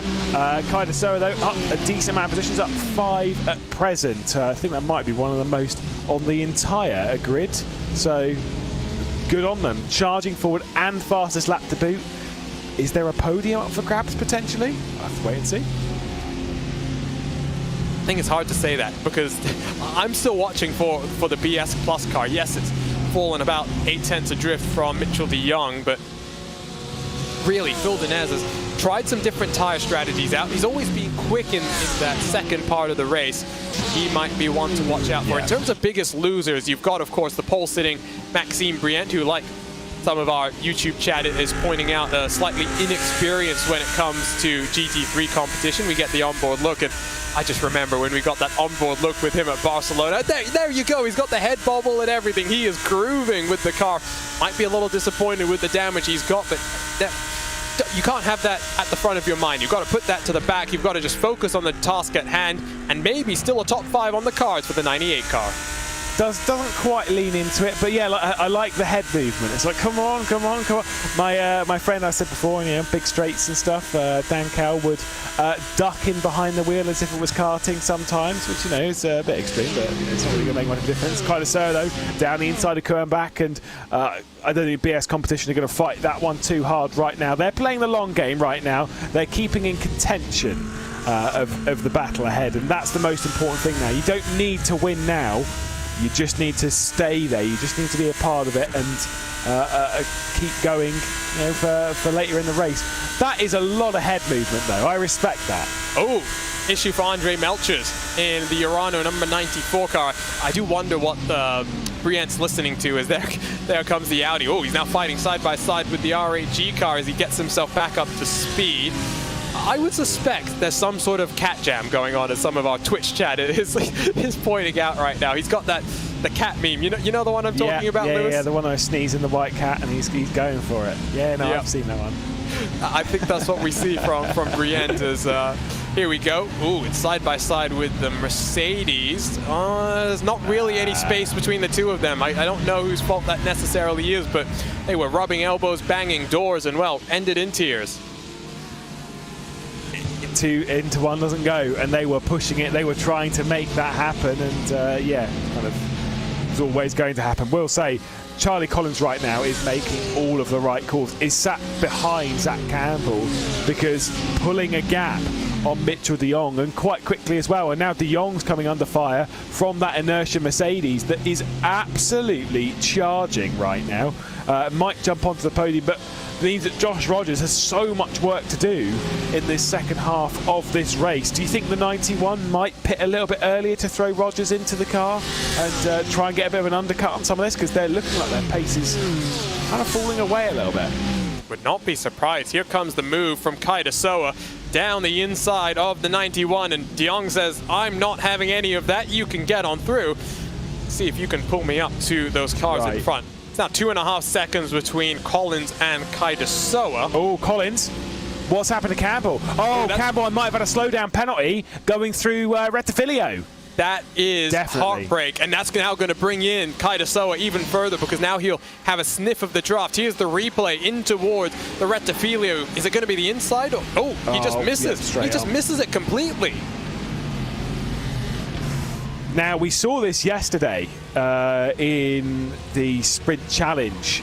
Just tight stuff towards turn one. I think it was Oscar Mangan who skipped across. They still ended up winning, by the way, Oscar Mangan and Pascal Stix, but skipped across that chicane whilst in a comfortable spot, to be perfectly honest, whilst leading very, very well. But you know, these cars, they're hard to stop. It's a lot of weight to get slowed down for turn one.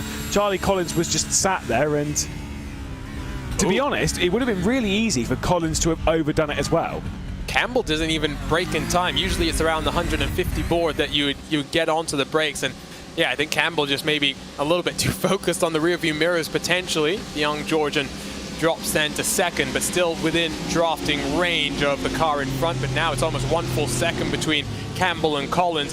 1.3 back to Kaidasoa. So really, the move from DeYoung to let Kaidasoa through might work out in his favor, as here we come across the start-finish line. Only 3 minutes to go until our pit window opens. It's going to be a very, very important pit window. Like I say, it's such a tactical race around this track. You've really got to play your cards well. And like I said, Collins played his cards very, very well in the early stages, but now that is passed over to DeYoung, who's going to sit on the rear end of Kaidasoa and, like you say, try and get pulled along back into the fight for the race win, which, you know, the problem with that is that inertia will drag Coanda, will drag BS Competition, will drag Lego Technic, Apex as well, Core, all will be a part of that train that's pulled up to the race lead, so this could be pretty bad. For them, for us, it's great. For us, it's great. Yeah. I really love that shot of the cars coming through the Rogia and how much airtime they get. Such a unique feeling that you... have you ever driven an Indy car here, Lewis? I actually haven't. I would highly recommend it. It is an experience. That's all I can say. I mean, I've taken the Indy car around some bizarre circuits before, obviously Bathurst. It's one of the first things you do. Take an Indy car and a NASCAR around Bathurst and just be like, well, there you go. I watched a mate do an Indy car lap around the North Side. I've never taken an Indy car around here, though. I expect the racing would be really good. It's quite interesting, that's for sure. And I must say, IndyCar at Nordschleife is chef kiss kind of a thing. And once a year, the iRacing IndyCar Open Championship does visit the Green Hell, mainly because I managed to convince the entire community around the VLN and whatnot to vote for it and make sure we get it in for at least one race. If not for a pesky little Formula 3 driver during last year's lockdown, I would have the world record around that combination. That's all I'm saying. A little bit frustrated. On board with Oscari Rene, though, and the Prancing Horses. He's chasing down that Maxime Brient-driven 98 car, who does have a rather interesting driving position. And here comes the send. Oh, that is bold. That is brave. Clambers over the inside curve. Can he make it stick? Brient gets the elbows out, almost forces him into the gravel. It's the run, though, down into the Rogia. Let's see what happens. It's tight again, but it's just where you want to get into line. You're so tempted to pull it over to the right-hand side through Curva Grande, but you know that there's just the tiniest overlap, and that's all the core car needs, and exactly that taking advantage. There's going to be side-by-side with Della Rogia. This could end in tears. It might well end up in a car being spun around. It's tight. There was contact between them, and at the moment, Apex is just hanging on. Core going side-by-side into Lesmo 1, and still going to switch it around. It's tight. It's hard fought. I wouldn't want to be a part of it, but it's excellent to watch. Like I say, just a couple of little mistakes, and it just causes side-by-side for miles.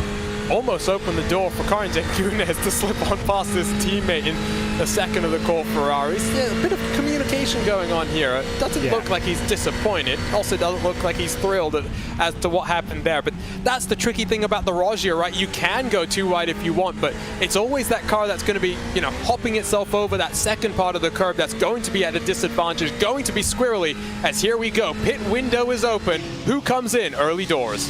Anyone going to bite on lap number 1? Surely Charlie Collins is going to stay out in that number 93. Surely Zach Campbell will also stay out. Let's have a look as they run round. They are indeed, but is anyone going to bite behind? The answer to that realistically speaking, is, well, the other Apex car obviously going in for a little bit of damage repair. That makes sense. That does actually make sense, obviously, you know, from pole position. Inex just setting the fastest lap of the race. Oh, that's the draft, I would have to think. And now there's some moves going on down in towards the Rettifilio. It's Maniti trying to get a move done. It's also Inex fighting side by side with Kova. And there you see just in front of them, that's the move that I was talking about. That second core car is lurking in the background. Which way does he go? As once more we go side by side through Curva Grande. Maniti, oh, there's a bit of contact, there's a bit more contact under the bridge, and this is where, of course, Hamilton and Leclerc came to blows.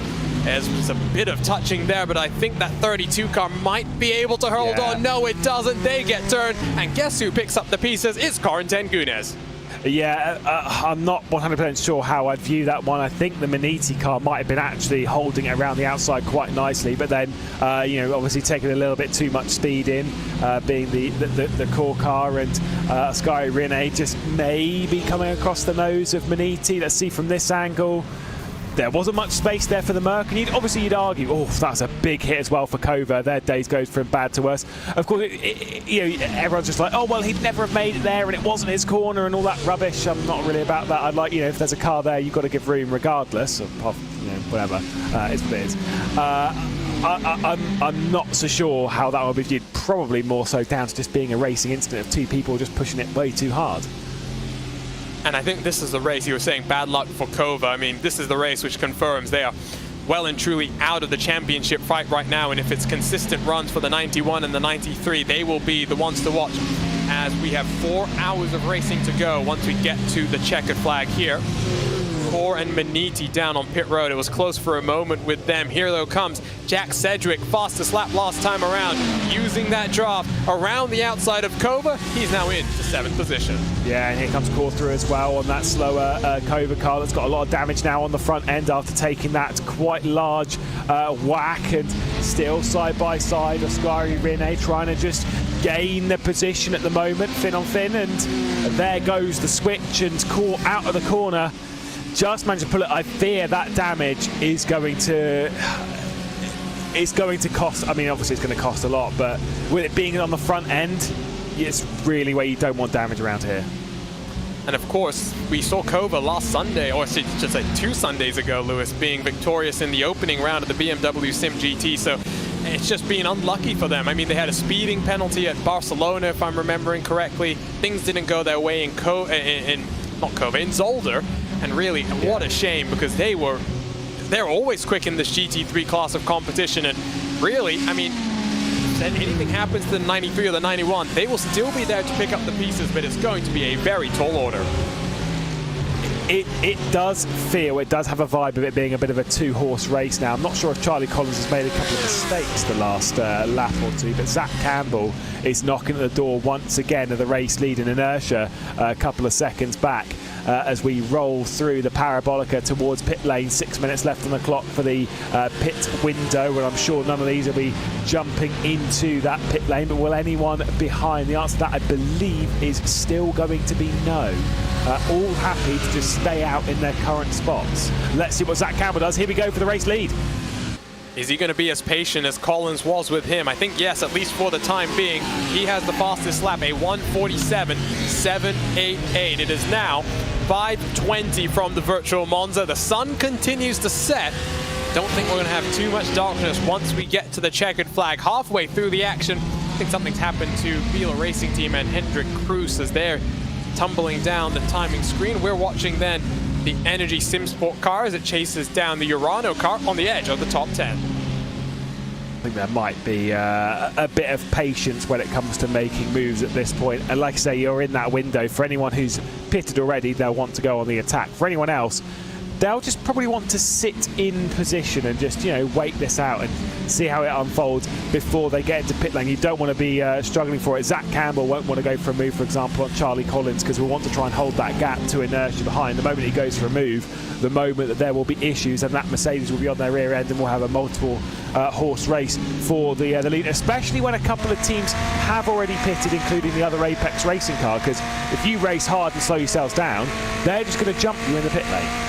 Absolutely. I mean, I'm watching the lap times for Kevin Ellis Jr., who's gotten into that car after getting pole position and is right on the pace. He might actually be able to jump back up into the top 5 as things stand as we ride on board with the Brazilian Eric Goldner through Ascari. Urano kicking up a bit of grass on the exit. This is such a fast section of the track, such a fun section of the track as well. But Parabolica, kind of deceptive at times. It's tight on the entry and then kind of widens out in terms of the radius of the corner on exit, and that's why you see the cars tracking themselves out to the edge of the AstroTurf on the left-hand side. Here comes the Brazilian Energy Simsport down onto pit road as the rest of the cars continue to run around out front. It's going to be a very busy pit lane, which you actually don't really want because you know it's going to be a busy pit lane entrance. Continuing to close down on this, as I'm not sure if Collins's pace is just sort of lacking at the moment, but Inertia are closing in. This could be going back to what would be a 6-horse race because Coanda, Apex, Inertia, Coanda again for the 91 BS competition, and well, yeah, another Coanda car. All there as well. And this is great for Kevin Ellis Jr., who's doing his lap times and just driving around by themselves, and this could be very, very good. He is one of the quickest cars on track right now, so I think this is going very well for him, as Collins is the one running a bit wide this time around. As I'm seeing on the timing screen, the gap is 2 seconds between. Oh, is that a slowdown for Kaitasoa? Must be. Yeah, I think yeah, he's still going slow. So the charge is halted for now, and he'll have to hand it over to his teammate to reset and regroup. Here comes the replay. I'm not sure about that one. Before. There must have been a slowdown or something before. That's a bit of a weird one, but nevertheless, it now promotes the 91 car onto the podium. And Inertia, in fact, is down to 5th, so it must have been a slowdown through the Rogia that Kaitasoa waited a long time to try and clear, and it just makes it that much more painful when eventually you do. 2.5 minutes left in the window, so there is enough time for these cars to roll themselves through, but it is the 91 and the 89 car that come down onto pit road. This is going to be crucial. Pace from them, by the way, we're running in the sort of like lower echelons of the 48, so 47.9 on the previous lap, as we're seeing a few in pit lane. 47.9 from Zach Campbell. In comparison to teammate, I believe on the previous lap or two, it was a 48.3 for Kevin Ellis Jr. So a little bit slower, 48.0 on the lap before, so on pace, but not quite enough to make an impact on the race leaders. But it is enough to make an impact potentially on the likes of the 93 Coanda was a little bit slower, on Inertia as well. So expect to see potentially some positions gained from the number 98. Let's see, as there goes the 91 car rolling itself off, the 89 not far behind. Where he is going to be back on the back end of this train. There's Kevin, so he's going to be a little bit far behind, but now at least has target acquired and can try and regroup and close back up on the cars in front. Not too far, and I think might still cycle in front of the Inertia Mercedes once that comes down onto pit road. You can see left side of the screen. Top 10 yet to come down onto pit lane. It will be this time around. We see Charlie Collins and Zach Campbell handing over to Dane Warren and Jamie Fluke. This is an intense moment. This will be high pressure for Apex in that pit lane. It'll be high pressure for Charlie Collins to make sure that you don't speed, etc. Hand over your teammate nicely. Don't miss your box. All of that good stuff, because you obviously want to win, but the 93 and the 91, they're playing for a championship here. It's not just about the race win. So looked clean into pit lane, looked maybe a little bit boring into pit lane, if you get where I'm coming from. There wasn't, boring's good, but it didn't look particularly quick, which again may well be quite a good thing, but we'll see what happens when they hit the box. More boring than last time when we saw the Coanda cars side by side on the entry. Here we go then into the box. This is going to be an interesting merge back onto the lane. How quick has Rogers been on his outlap? How quick were these two cars on the entry to the boxes? Pit window has officially closed, and I think everyone got in just in the nick of time. Energy Simsport. Have they pitted? They've not taken tyres or anything. No, they drove through. They missed their box. That's what's have happened done. there. Yeah, they couldn't have taken anything. So watch the merge, though. Watch the merge. It is Fluke behind Dane Warren. Where is Tommy Osgard? Where is the rest of the field? There you can see, down into turn 1, the gap is still considerable, but it is the 91 car that has in fact gained some time on the pit road cycle. Kevin Ellis Jr. has jumped back up into the top 5. Yeah, that's no doubt that pace-wise that the early pit stop has worked out in their favour, and like I say, it's why going aggressive on strategy sometimes is a good call, and so, you know, power to them. Like I say, you've got to go aggressive a little bit, so it's worked out well. Energy Sim Sport, though, they'll need to come back in.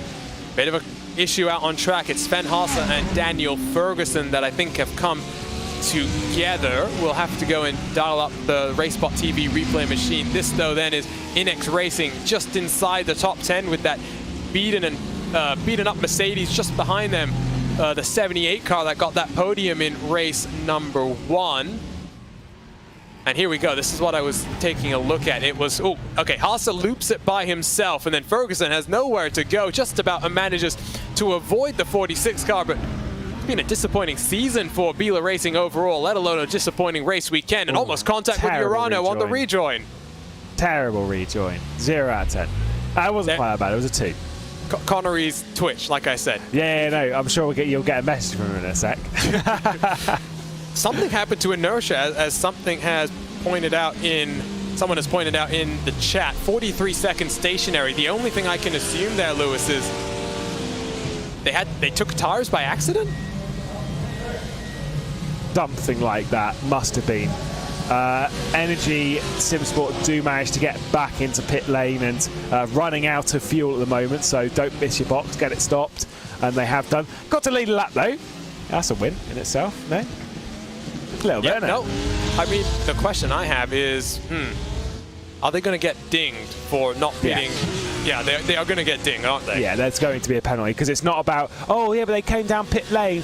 No, it's a manual thing. Apex, by the way, and Coanda P1 and 2, what we're looking at now, it's very, very tight, and no move at present, so a decent gap, 2.5 seconds to that behind. So remaining tight up here. I was thinking the gap was getting a little bit closer than that, because it got down to 0.000, which I was a bit concerned by, but no, they're all right. But yeah, yes, because they've just had a little trip down pit lane. It's not about that. The pit window includes the stop, the change of driver, etc. So yeah, they will 100% get pinged. So a couple of updates from Zach Campbell. First, we saw him make that second pit stop in race number 1. He got dinged for speeding on pit road. So that was an automatic penalty. That's why he came down the second time around. What I have been told, though, is they are going to work with the 93 car to try and pull away from Rogers behind. The gap between the 93 and the 91 is about 2.5 seconds, give or take, but watch out for Jamie Fluke to do the task at hand, which is use the next 15 minutes or so to just build that gap up and then potentially go full send. The question is, sorry, Sven Haase, disappointment continues for him. I think he's been mixed up with the Urano car of Arturo Melgar. Oh dear. Yeah, from bad to worse. By the way, a little bit of a game to play is the next time that Kevin Ellis Jr. comes onto screen. See if you can work out how many of those track maps do you know. That's the thing. Who can get all of them? Yes, no, not Kevin Ellis. You mean Jamie Fluke? I mean Jamie Fluke. Yeah, I did mean Jamie Fluke, not Kevin Ellis Jr. Right, team though. Oh, that's interesting. It's hard to tell from that angle, but it kind of just looked like pinched onto the curb. Not much Haase could necessarily do. Oh well, here we go. Back to the live pictures, and still watching as these two try and work together to pull away from the cars behind. By the way, Kevin Ellis has gotten past Phil Denez in the BS Plus competition car, so he's up into 4th after the struggle that Brienne had. I wonder if that was partially down to the damage, maybe also that inexperience showing from Maxime Brienne, but Kevin Ellis, well and truly a veteran of all sorts of things on the iRacing service, and well, down the inside, he makes it look very, very easy on Denez. Again, not hard fought, and that's kind of a smart move to not fight it too hard, because the harder you fight, the more time you lose, and time is currency here. You can't be losing too much. So again, very, very smart as inertia. Fresh tyres, maybe a bit of a mistake, but I'm now curious to see what they're going to do and how their strategy is going to work out. They've got to go around the outside here, which I'm not sure I'm liking the look of. Oh, they're just going to make that one stick. It's okay. 15th position for them. They'll tick these off one by one while Slipstream is king around here. Tire grip might well work in their favour. And the grunt from that Mercedes engine might help, but here comes Martin Kroenke right behind. So plenty of strong competitors down the order as in towards the Parabolica. This is a hard place to hang it around the outside, the long way around, but just gives you a nice run and almost into the AstroTurf for Vikkonen in that inertia car. On board, we run with the former world champion Martin Kroenke. As you can see, minimizing the distance is what these cars are doing. Is Kroenke going to make it 3 wide? Yes, he does. Down the inside, it's that Audi that splits the difference in the middle. Who's going to back out of this one? It will be Kroenke. The Audi a little bit sideways on the entry into the corner, kind of forces the inertia car to be a little bit defensive, and then the Audi holds on. Status quo remains. Nearly a slowdown penalty as well for inertia. There's one thing that I really don't like hearing from the spotter is you're 3 wide. Like, haha, what? Are you sure? Because it's a little bit concerning there. Might be able to get this move stuck and completed. Inertia going to gain one on Urano, but it's still side by side. The outside line, though, with the grip off, should be all right, but dug it a little bit too deep in the gravel and was slow on exit. And Martin Kroenke down the inside into Lesmo 1. It's tight between them. The Audi's going to hold firm, and they somehow leave that entire section in the same position as they entered. Incredible stuff there. By the way, Kevin Ellis is broken away by about 1.5–2 seconds from the Lego Technic and BS Plus cars. Denez is now being passed by Tommy Osgaard as well. I'm not trying to insult Kevin here, and sometimes I think this quote is misinterpreted, but a jack of all trades is a master of none, but oftentimes better than a master of one. Kevin is really a diverse driver, you know, competing in that Rallycross qualifiers, doing very well in the GT3 cars. It shows that as Kroenke gets on past the Audi and now looks forward on the inertia car, it shows that, Lewis, if you're quick in one car on the iRacing service, you put your mind to learning a new discipline, you can get up to speed very, very quickly. It's, I mean, with sim racing and such, you've got such a great backbone as these will remain side by side. Kroenke trying to complete the move on Laubish, but of course Vitikainen will be giving the slipstream to what's going to, whichever car it's going to be, to make them side by side into the next corner, because he wants them to be battling, wants them to be slow. And that is exactly what's going to happen. This will allow the inertia car just to pull away a little bit, but Kroenke's wise to it and does gain the spot. Anyway, yeah, you whilst you're on the iRacing service, whilst you're in sim racing in general, you've got such a good position to jump into different types of racing, different types of driving, where you're not just locked into, oh, well, you're a GT driver. It's like, well, yeah, but you can try other things, because the more you try other things, the more you learn car control, the more you learn prediction, etc. You know, it's different styles of racing which work to increase the driver as a whole, and that's sort of like the important bit. And yeah, you could be a jack of all trades, but it's always worth exploring the horizon. Now we've got a new thing to explore as well with hill climbs as well, so you know, there's loads to do now. Yeah, no, a good point there. I mean, not just rain that, of course, was revealed on that wonderful 4 Hours of Charlotte broadcast. It was also the reveal and indeed the subsequent release of the Mount Washington hill climb, which I've yet to drive because my rig is in pieces as I'm moving, but I'm looking forward to trying an IR01 car, both up the hill and then down the hill as well. Denez, by the way, is now under pressure from Alexia Loma. The Inex Racing Ferrari is having a very strong day here at Monza. And now look at this, in the draft, down the main straightaway, across the line, 15 minutes to go. And it is a very fascinating race here. There goes Inex up in towards 6th position. Denez is not going to fight that one too hard. Gap out front, Lewis, has really not opened up. I'm a little bit surprised by Phil Denez not being quite as quick as we would have expected, because he's dropping back into the clutches of the Ferraris, whether they've tried something on tyres, or whether it was burnt out a little bit in the first stint, I don't know, but clearly there isn't that much pace left within that car, and it is dropping back just a little bit, and BS competition might be down. Another one here is Court will also get through and disappear from vision and return. We're all right. Phil Denez, though, just not the pace we were expecting. Definitely not. Definitely not. I kind of maybe hyped him up a little bit too much, and maybe that's my commentator's curse that's come down on Dinez. We will probably, I think, see him in action tomorrow in that BMW Sim GT Cup live from the virtual circuit of the Americas. Looking to bounce back after disappointment with lap traffic at Imola. What a disappointing day, because him and Nathan Lewis were looking very, very rapid. Indeed, victory went to the Kova guys. Gap now has opened up even more, so Rogers is about 2.8 seconds behind Warren and Fluke. Going off what we saw in race number 1, if Fluke is 0.3 off Warren coming onto the final lap, Lewis, go for the move. Go down the inside, go around the outside, just try something, because we know if you do it too early, you will just get passed back on that last lap.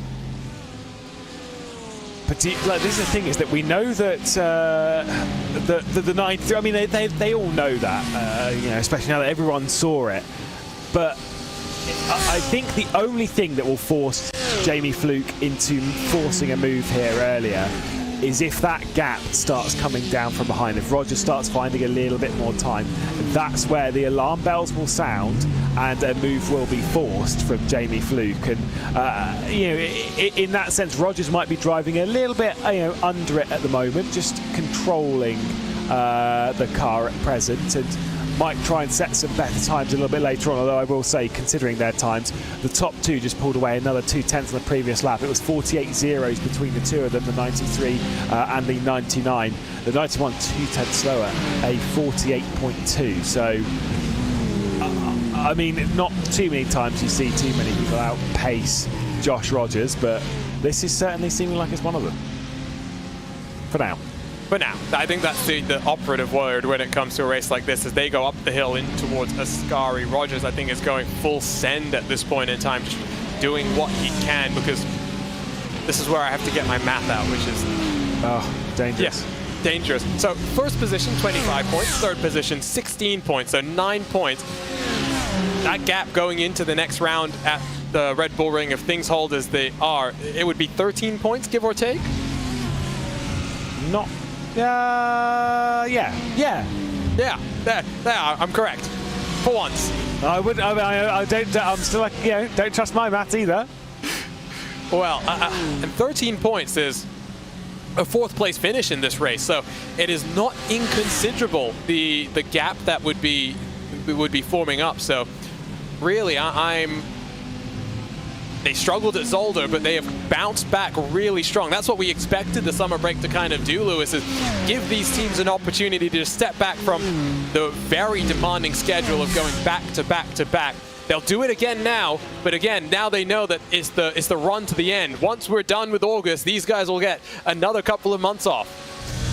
But they get some. I mean, we spoke about this at the in the early stages of the Sports Car Open 24 Hours of Spa. Where's the off-season in sim racing? True. We don't have one. It doesn't exist. There are off-seasons from certain series. You know, we've had our month off from this, but we're back for 3 weeks of racing, and then that's it. The season's over.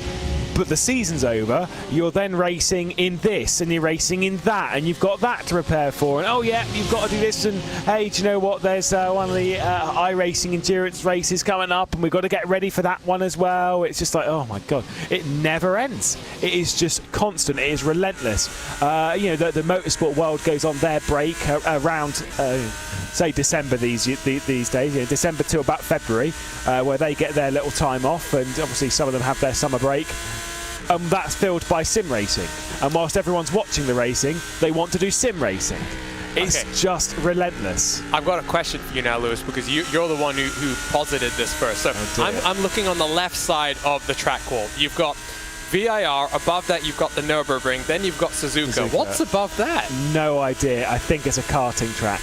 I don't know. I don't know what it is. Jamie Fleet's not going to go for it this time. I'm still working out. To the left of Laguna Seca. Yes, that's the one. Then you've got Silverstone right next to that one. Yeah. Road America's below that. Belle Isle. Where's Belle Isle? Just above Silverstone. That one's Belle Isle, isn't it? Is it? Oh, no, you're right. No, it is, I think. Maybe not. No, I think I've gone crazy. The one to the right, that's Zolder, though. I know that. You've got Okayama below that one. I know the one that's to the right of it. I just can't remember it off the top of my head right now. I recognize that distinctive bulbous shape on the right-hand side. Then you've got, yeah, this is lovely, I must say. It's good fun, isn't it? Yeah, it's great. You've got Circuit de Barcelona, Watkins Glen at the bottom. At the bottom, yeah. There's something very small just to the left of that. I'm sure that's a karting facility as well. They've got to be karting tracks, or it'll be scuba. Somewhere like that. So somewhere so small, it's just like, I have no idea what it is. Oh, that's Snetterton's on there, though. Is it? I can't see it. So, where you've got Silverstone, just to the right of Silverstone, Snetterton. No, that's what it is. Yeah, okay, that's the one I was like, I recognize it, I just can't place it.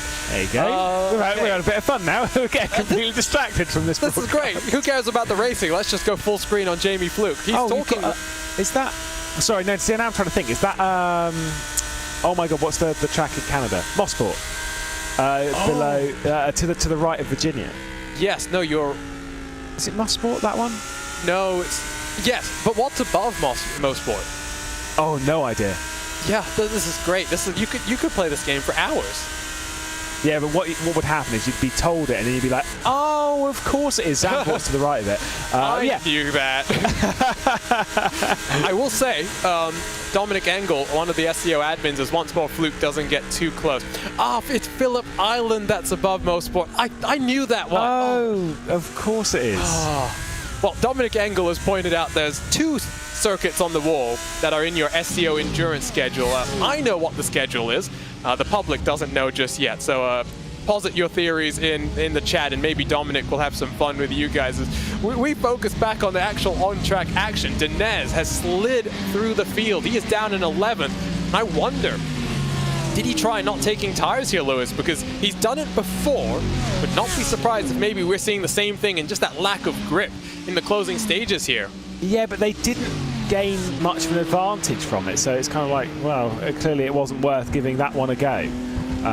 But, you know, you take gambles and such. They just didn't gain any time in pit lane, which we would have expected as we'd seen in previous rounds. Either way, it's worked very much against them, and now down outside of the top 10 and continuing to struggle. I mean, it may well be, there's a whole number of things. Might have been some damage they picked up, might just be confidence. Probably not, but you never know. At this level, if you're having a little bit of a struggle with getting back into the rhythm of the car and it costs you a couple of tenths, that is positions you will lose. It's way too strong out there for you to not enter the race and instantly be on full attack. 7 minutes left to go. So this is crunch time in the first weekend back after several weeks off. Red Bull Ring and the Nürburgring Sprint Circuit still to come. Must say, if we have a similar sort of a race at the Red Bull Ring to what we've seen today, which they're similar-ish tracks. I say similar-ish because you've got long straights, you've got some of these higher speed corners, then you've got some slow speed, medium speed corners as well.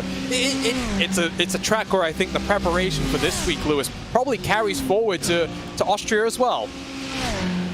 Well, I mean, when you're in such a tight rhythm, as I think we might see Daniel Pastor making a move on Carl Janssen here, and Bongo just giving a little bit of slipstream again just to try and make them race, but there's going to be tight between them. The Ferrari should realistically come out on top here.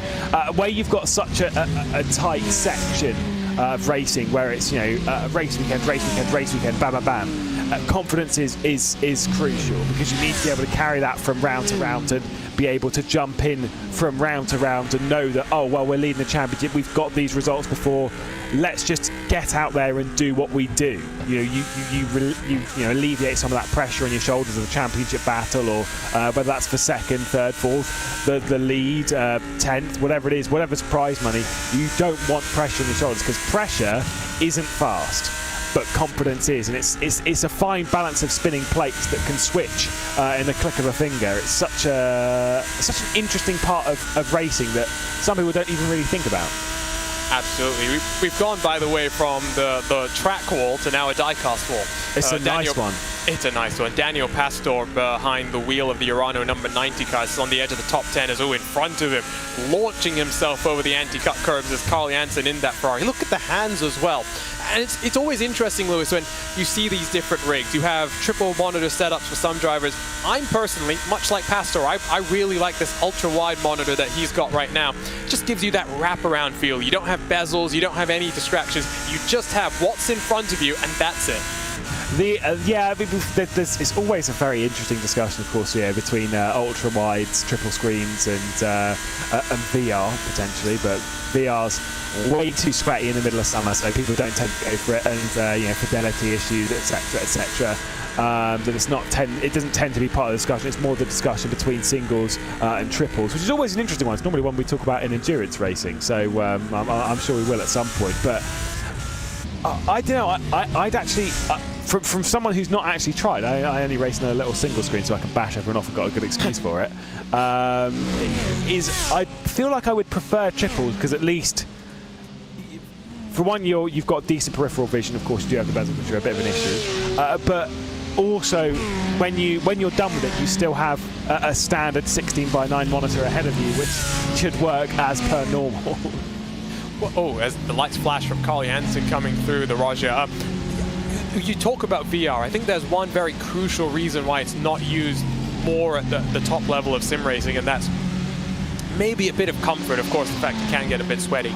But yeah. The reality is that these guys are not practicing an hour or two a day, Lewis. These guys are doing much more than that. And to spend that much time in VR, yes, the sweatiness, I'm sure, is one part of it, but it's just not comfortable to a certain extent as well. It's not that nice to be spending 20, 40 hours a week driving, and so I think until we get to that tipping point where VR becomes a bit more comfortable, a bit more usable for these long marathon stints that these guys do. It's not always just driving. For example, you got the Coanda and the Apex guys that are doing, setup stuff and whatnot. Ooh, so here comes for the race lead, Jamie Fluke to the inside. It's a bit early with 3 minutes still left on the clock, but can Fluke get it done? How hard does Dane Warren want to fight it? You know who the happiest person on the planet is to see that? It's not either of these two. It is Josh Rogers behind. He'll be sat there thinking, yes, go on, battle. I dare you, because if you battle, I will be there. And there we go, defensive once again for Apex. It's potentially, like I say, I agree, it's a little bit early, but to be fair, considering this is the penultimate lap of the race, they're going to have, another run. I don't know. Maybe it is the right time. And bad to worse for Kova. I mean, Lewis, you really did a number of them. Antiola. One race. Oh, it's with Coanda. Oh, the 18 car clambers onto that inside curve and into the gravel, just digs in and goes around, and that is the 7 car then down to 19th position. They're going to leave Monza with 0 points added to their names. Not even third in the championship that they're fighting for now. It might even just be a top 5 finish. It will be 1 lap to go. Question is, has Fluke gone 1 lap too early? How aggressive can he be on the defense, knowing that it's the 93 car that needs the points more than him? Would be very odd to see the same race 1, race 2 end that we've seen where someone's attacked too early. That would be bizarre. Like, surely you would have learned from that, but we'll have to wait and see. On to the start-finish straight to start the final lap of the race. It is Apex Racing leading the way at the moment, but Dane Warren is knocking at the door and will potentially try and retake that lead. I'm not sure he's close enough, though. Luke's going to cover the inside, which is, I think, where he wants to be, because it gives you that run. He's not close enough. Warren has to just hang back. Can he get the run then out of the Retophilia? Yes, he gets a very nice run, but he's still not alongside. Through Curva Grande, the long right-hand sweeper. Which way does Fluke cover him off? Maniti and Core, they're squabbling over 8th and 9th positions, but for the race lead, for victory from Monza, it is Fluke versus Warren. Irishman versus Australian. Fluke holds on. That might be the race done and dusted. There is still that run down into Ascari once again. It was a little bit too deep there through De La Roger into Lesmo, and Dane Warren is pushing hard to try and grab this away from Fluke. Hits the apex of Lesmo 1, but you can see how hard that Lamborghini is fighting. They're desperate to take that victory. The only team that we've seen win a race that isn't Coanda, of course, was Kova. And look at Rogers closing, but I don't think it's going to get close enough. That run to Ascari for the very last time, and that head to Parabolica. We said it in race 1. We'll say it again in race 2. This is important. They need to absolutely nail this section. It looks good at the moment for Jamie Fluke though and Apex. Final drag down into Parabolica. Is Warren close enough? He's urging his car on. Can the Porsche spring a surprise on the charging bull of the Lamborghini? Side by side on the entry, long way around. It is going to be a drag race to the finish line. The title line for Jamie Fluke. The sweeping run from Dane Warren. Oh, it's going to be a photo finish. I think Dane Warren has it covered. Who wins it at the line? It's 0.005 of a second, but it's Dane Warren. You can see the disappointment from Jamie Fluke, but the Coanda stranglehold on the VRS SCO Sprint Masters continues, and the championship leaders extend their gap. What a race and what a finish we just had. 0.005 of a second. Someone go and give Jamie Fluke a hug, because that is undeserved to lose out by the tiniest of margins. But what a fantastic race it was. A proper full-on send from Dane Warren down into the final bit. I'm not even going to classify that as attacking too early from Apex, because that is unfair, because for them, they attacked at the right time. They led into the right part. But it was just the ultra send that we wouldn't have expected. And not only that, but not sending it too hard, hitting it with absolute perfection. And Dane Warren taking the victory, second consecutive victory for the number 93. Incredible. Absolutely incredible. And I mean, that is how you know they have bounced back from what we saw at Zolder. And ultimately here, Lewis, now, if our math is correct, which always we have to put the proviso in that we're probably not, 13 points clear. It is not a huge lead, but when you think about the way that these points are handed out, there is a definite skew to finishing first versus finishing third. The 93 car is in the driver's seat with 4 hours of racing to go. By the way, got to correct myself because I've been a bit of an idiot there. I said that it was Cova was the only one. BMW is the only one that won, because obviously Logitech Altus, Esports. yes. Idiot. Sorry, mate. But either way, when it comes to control, when you think of the races we've had 8 races so far this season, 8 hours of intense action, and Coanda have won 6 of them. Look at how close that is. That is pain to see that. Like, I feel really bad for Apex, because they worked really hard. I mean, great race again from Coanda. Great race from the pair of them. Again, plaudits to both. But that is a rough one to accept. Incredible. I mean, you saw the disappointment on Fluke's face. He thought he had it. He thought for a moment he had it, but no. Instead, into victory lane once more this season. It is Charlie Collins. It is Dane Warren. What a day. And here we go. Here's the super slow-mo at the line. It's neck and neck, but ultimately, you're right. You can't say that was too early from Jamie. He timed it perfectly, if anything, and he's just so unfortunate. That's racing, though. It happened. It was tight, but it was brilliant. Just 0.005 of a second. And here are your unofficial race results. Race Control has plenty to look through from race 1. Not so much, I think, from race number 2. But 0.005. That's what separates Dane Warren and Jamie Fluke at the checkered flag. Joshua Rogers tried to charge up to that fight for the lead, but he ends up 1.3 seconds adrift. He will settle for 3rd position. It was a very impressive drive from Kevin Ellis Jr. today. Pole position, and then had to fight his way back to 4th. Only 6 seconds adrift from your race leaders. The Apex Racing Lamborghini's really strong here in the 2nd race on the weekend. LEGO Technic bouncing back from Carnage on race number 1. They finished in the top 5 with Core Sim Racing, Inex Racing, and another Core Sim Racing Ferrari 6th through 8th. Those bonga drums, podium in race 1, but only 9th here with some significant damage out of that first corner, while Daniel Pastor completes the top 10.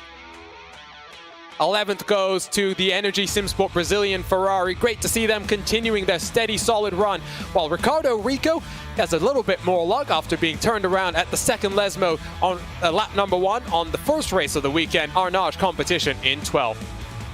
Inertia EuroRC recovers to get a couple more points, while Phil Denez nurses a damaged Zebra, a wounded Zebra, to 14th and a couple of points. Nicholas Laubish and Urano in their Audi get that final points-paying position, but look at how close it was. Half a second between Laubish and Kronka at the line. The second Coanda Mercedes and David Williams comes across the line in 17th. Pure Sims in their Audi in 18th with Antiohola. Disappointing day for Kova, no points being taken out of Monza, with Vendaval completing our top 20.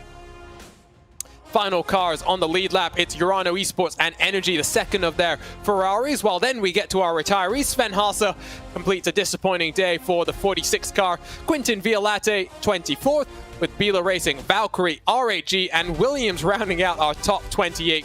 And well, it wasn't just the battle for the race lead, it was 0.02 of a second between Maniti and Core. Here's the super slow-mo replay. Incredible. Just incredible stuff here at the end, Lewis. It almost looks further away than the battle for the race lead at that, but you know, it is as tight as you like. The problem with this is, like you say, you just sat there, and whoever comes out on top, whether it's for 15th place, for 20th, for the win, for whatever, whoever comes out on top, it's as if they've just won the World Championship. Whoever comes out last, it's as if someone's just slapped you over the face with a wet fish. It is not fun. But, I mean, you have to say, once again, what a fantastic race we had across both of the races this evening. And we've got 4 more left to go, Arjun. We have got a tight championship fight to deal with. And, yeah, I can't wait. Well, I tell you what, let's get into our post-race coverage and let's talk to our championship leaders. It's Charlie Collins, it's Dane Warren, and let's start with you, Dane, and that finish there at the line. Coming in towards Parabolica, what were you thinking? Because we thought maybe Jamie had gone a lap early, but he looked in control, but you stole that win from under his nose. I think I'm just speechless to what happened. Like, I thought Jamie had it. The Lambo was a tiny bit sort of stronger than us on the straight, so I just thought of thought that it was done, sort of on the final lap. But you know, I tried the super risky move around the outside of the final corner and somehow made it work, I guess. I got nothing else to say. I'm sure it's a pretty late night for you, but I can also hear just how excited while tired you are at the same time. Yeah. For you, Charlie, I mean, coming out of Zolder, it wasn't the best of weekends for you. You had a couple of weeks to kind of regroup and recharge your batteries, and you came out swinging here. Leading now your teammates by, I think it's 13 points in the championship. What are you guys hoping with Red Bull Ring and the Nürburgring still to go? Yeah, I mean, to be honest, that was a great weekend, or great day of racing. That was pretty beast. Yeah, I mean, I think just hoping for the next round's the same, to be honest, because I think we were only 1 point off getting full points. So yeah, just really proud. It's a big thanks to everyone, you know, at Coanda who helped us during the week, and yeah, it was just great racing by Dane as well to get that win at the end. And then for you, Dane, just to wrap things up, I did want to ask, we kind of talked about these late nights for you. Do you prefer finishing race number 2, or are you kind of just used to now staying up late and competing at this sort of a time zone? Well, I guess from PESC, which was 10 times worse than this, I was waking up at like 4 AM in the morning to do that. So with these races, I guess ending at like 3 AM, I'm actually pretty happy, and I don't really have a preference of which race I do at the moment. It's just sort of, I guess we make it up a bit between me and Charlie. So yeah, no, I prefer this format, let's just say, over PESC big time. Congratulations, guys. Really strong run from you today. Looking forward to seeing you guys in action in 7 days' time from Austria. Thanks, guys. So that was the 93 duo of Charlie Collins and Dane Warren. Let's dial up the young Georgian Zach Campbell. And Zach, heartbreak at the line for you guys there. It was looking good. I had picked you guys to win that one. How disappointed, but how excited are you guys at the same time? Because you really looked strong in that second race. Not just you, but the 98 car too. Yeah, no, we were really good, and I was pretty happy with that. Honestly, I can't be too mad. I mean, P2 after kind of this season, I don't recall what our best finish was before, but you know, I think P2's fine.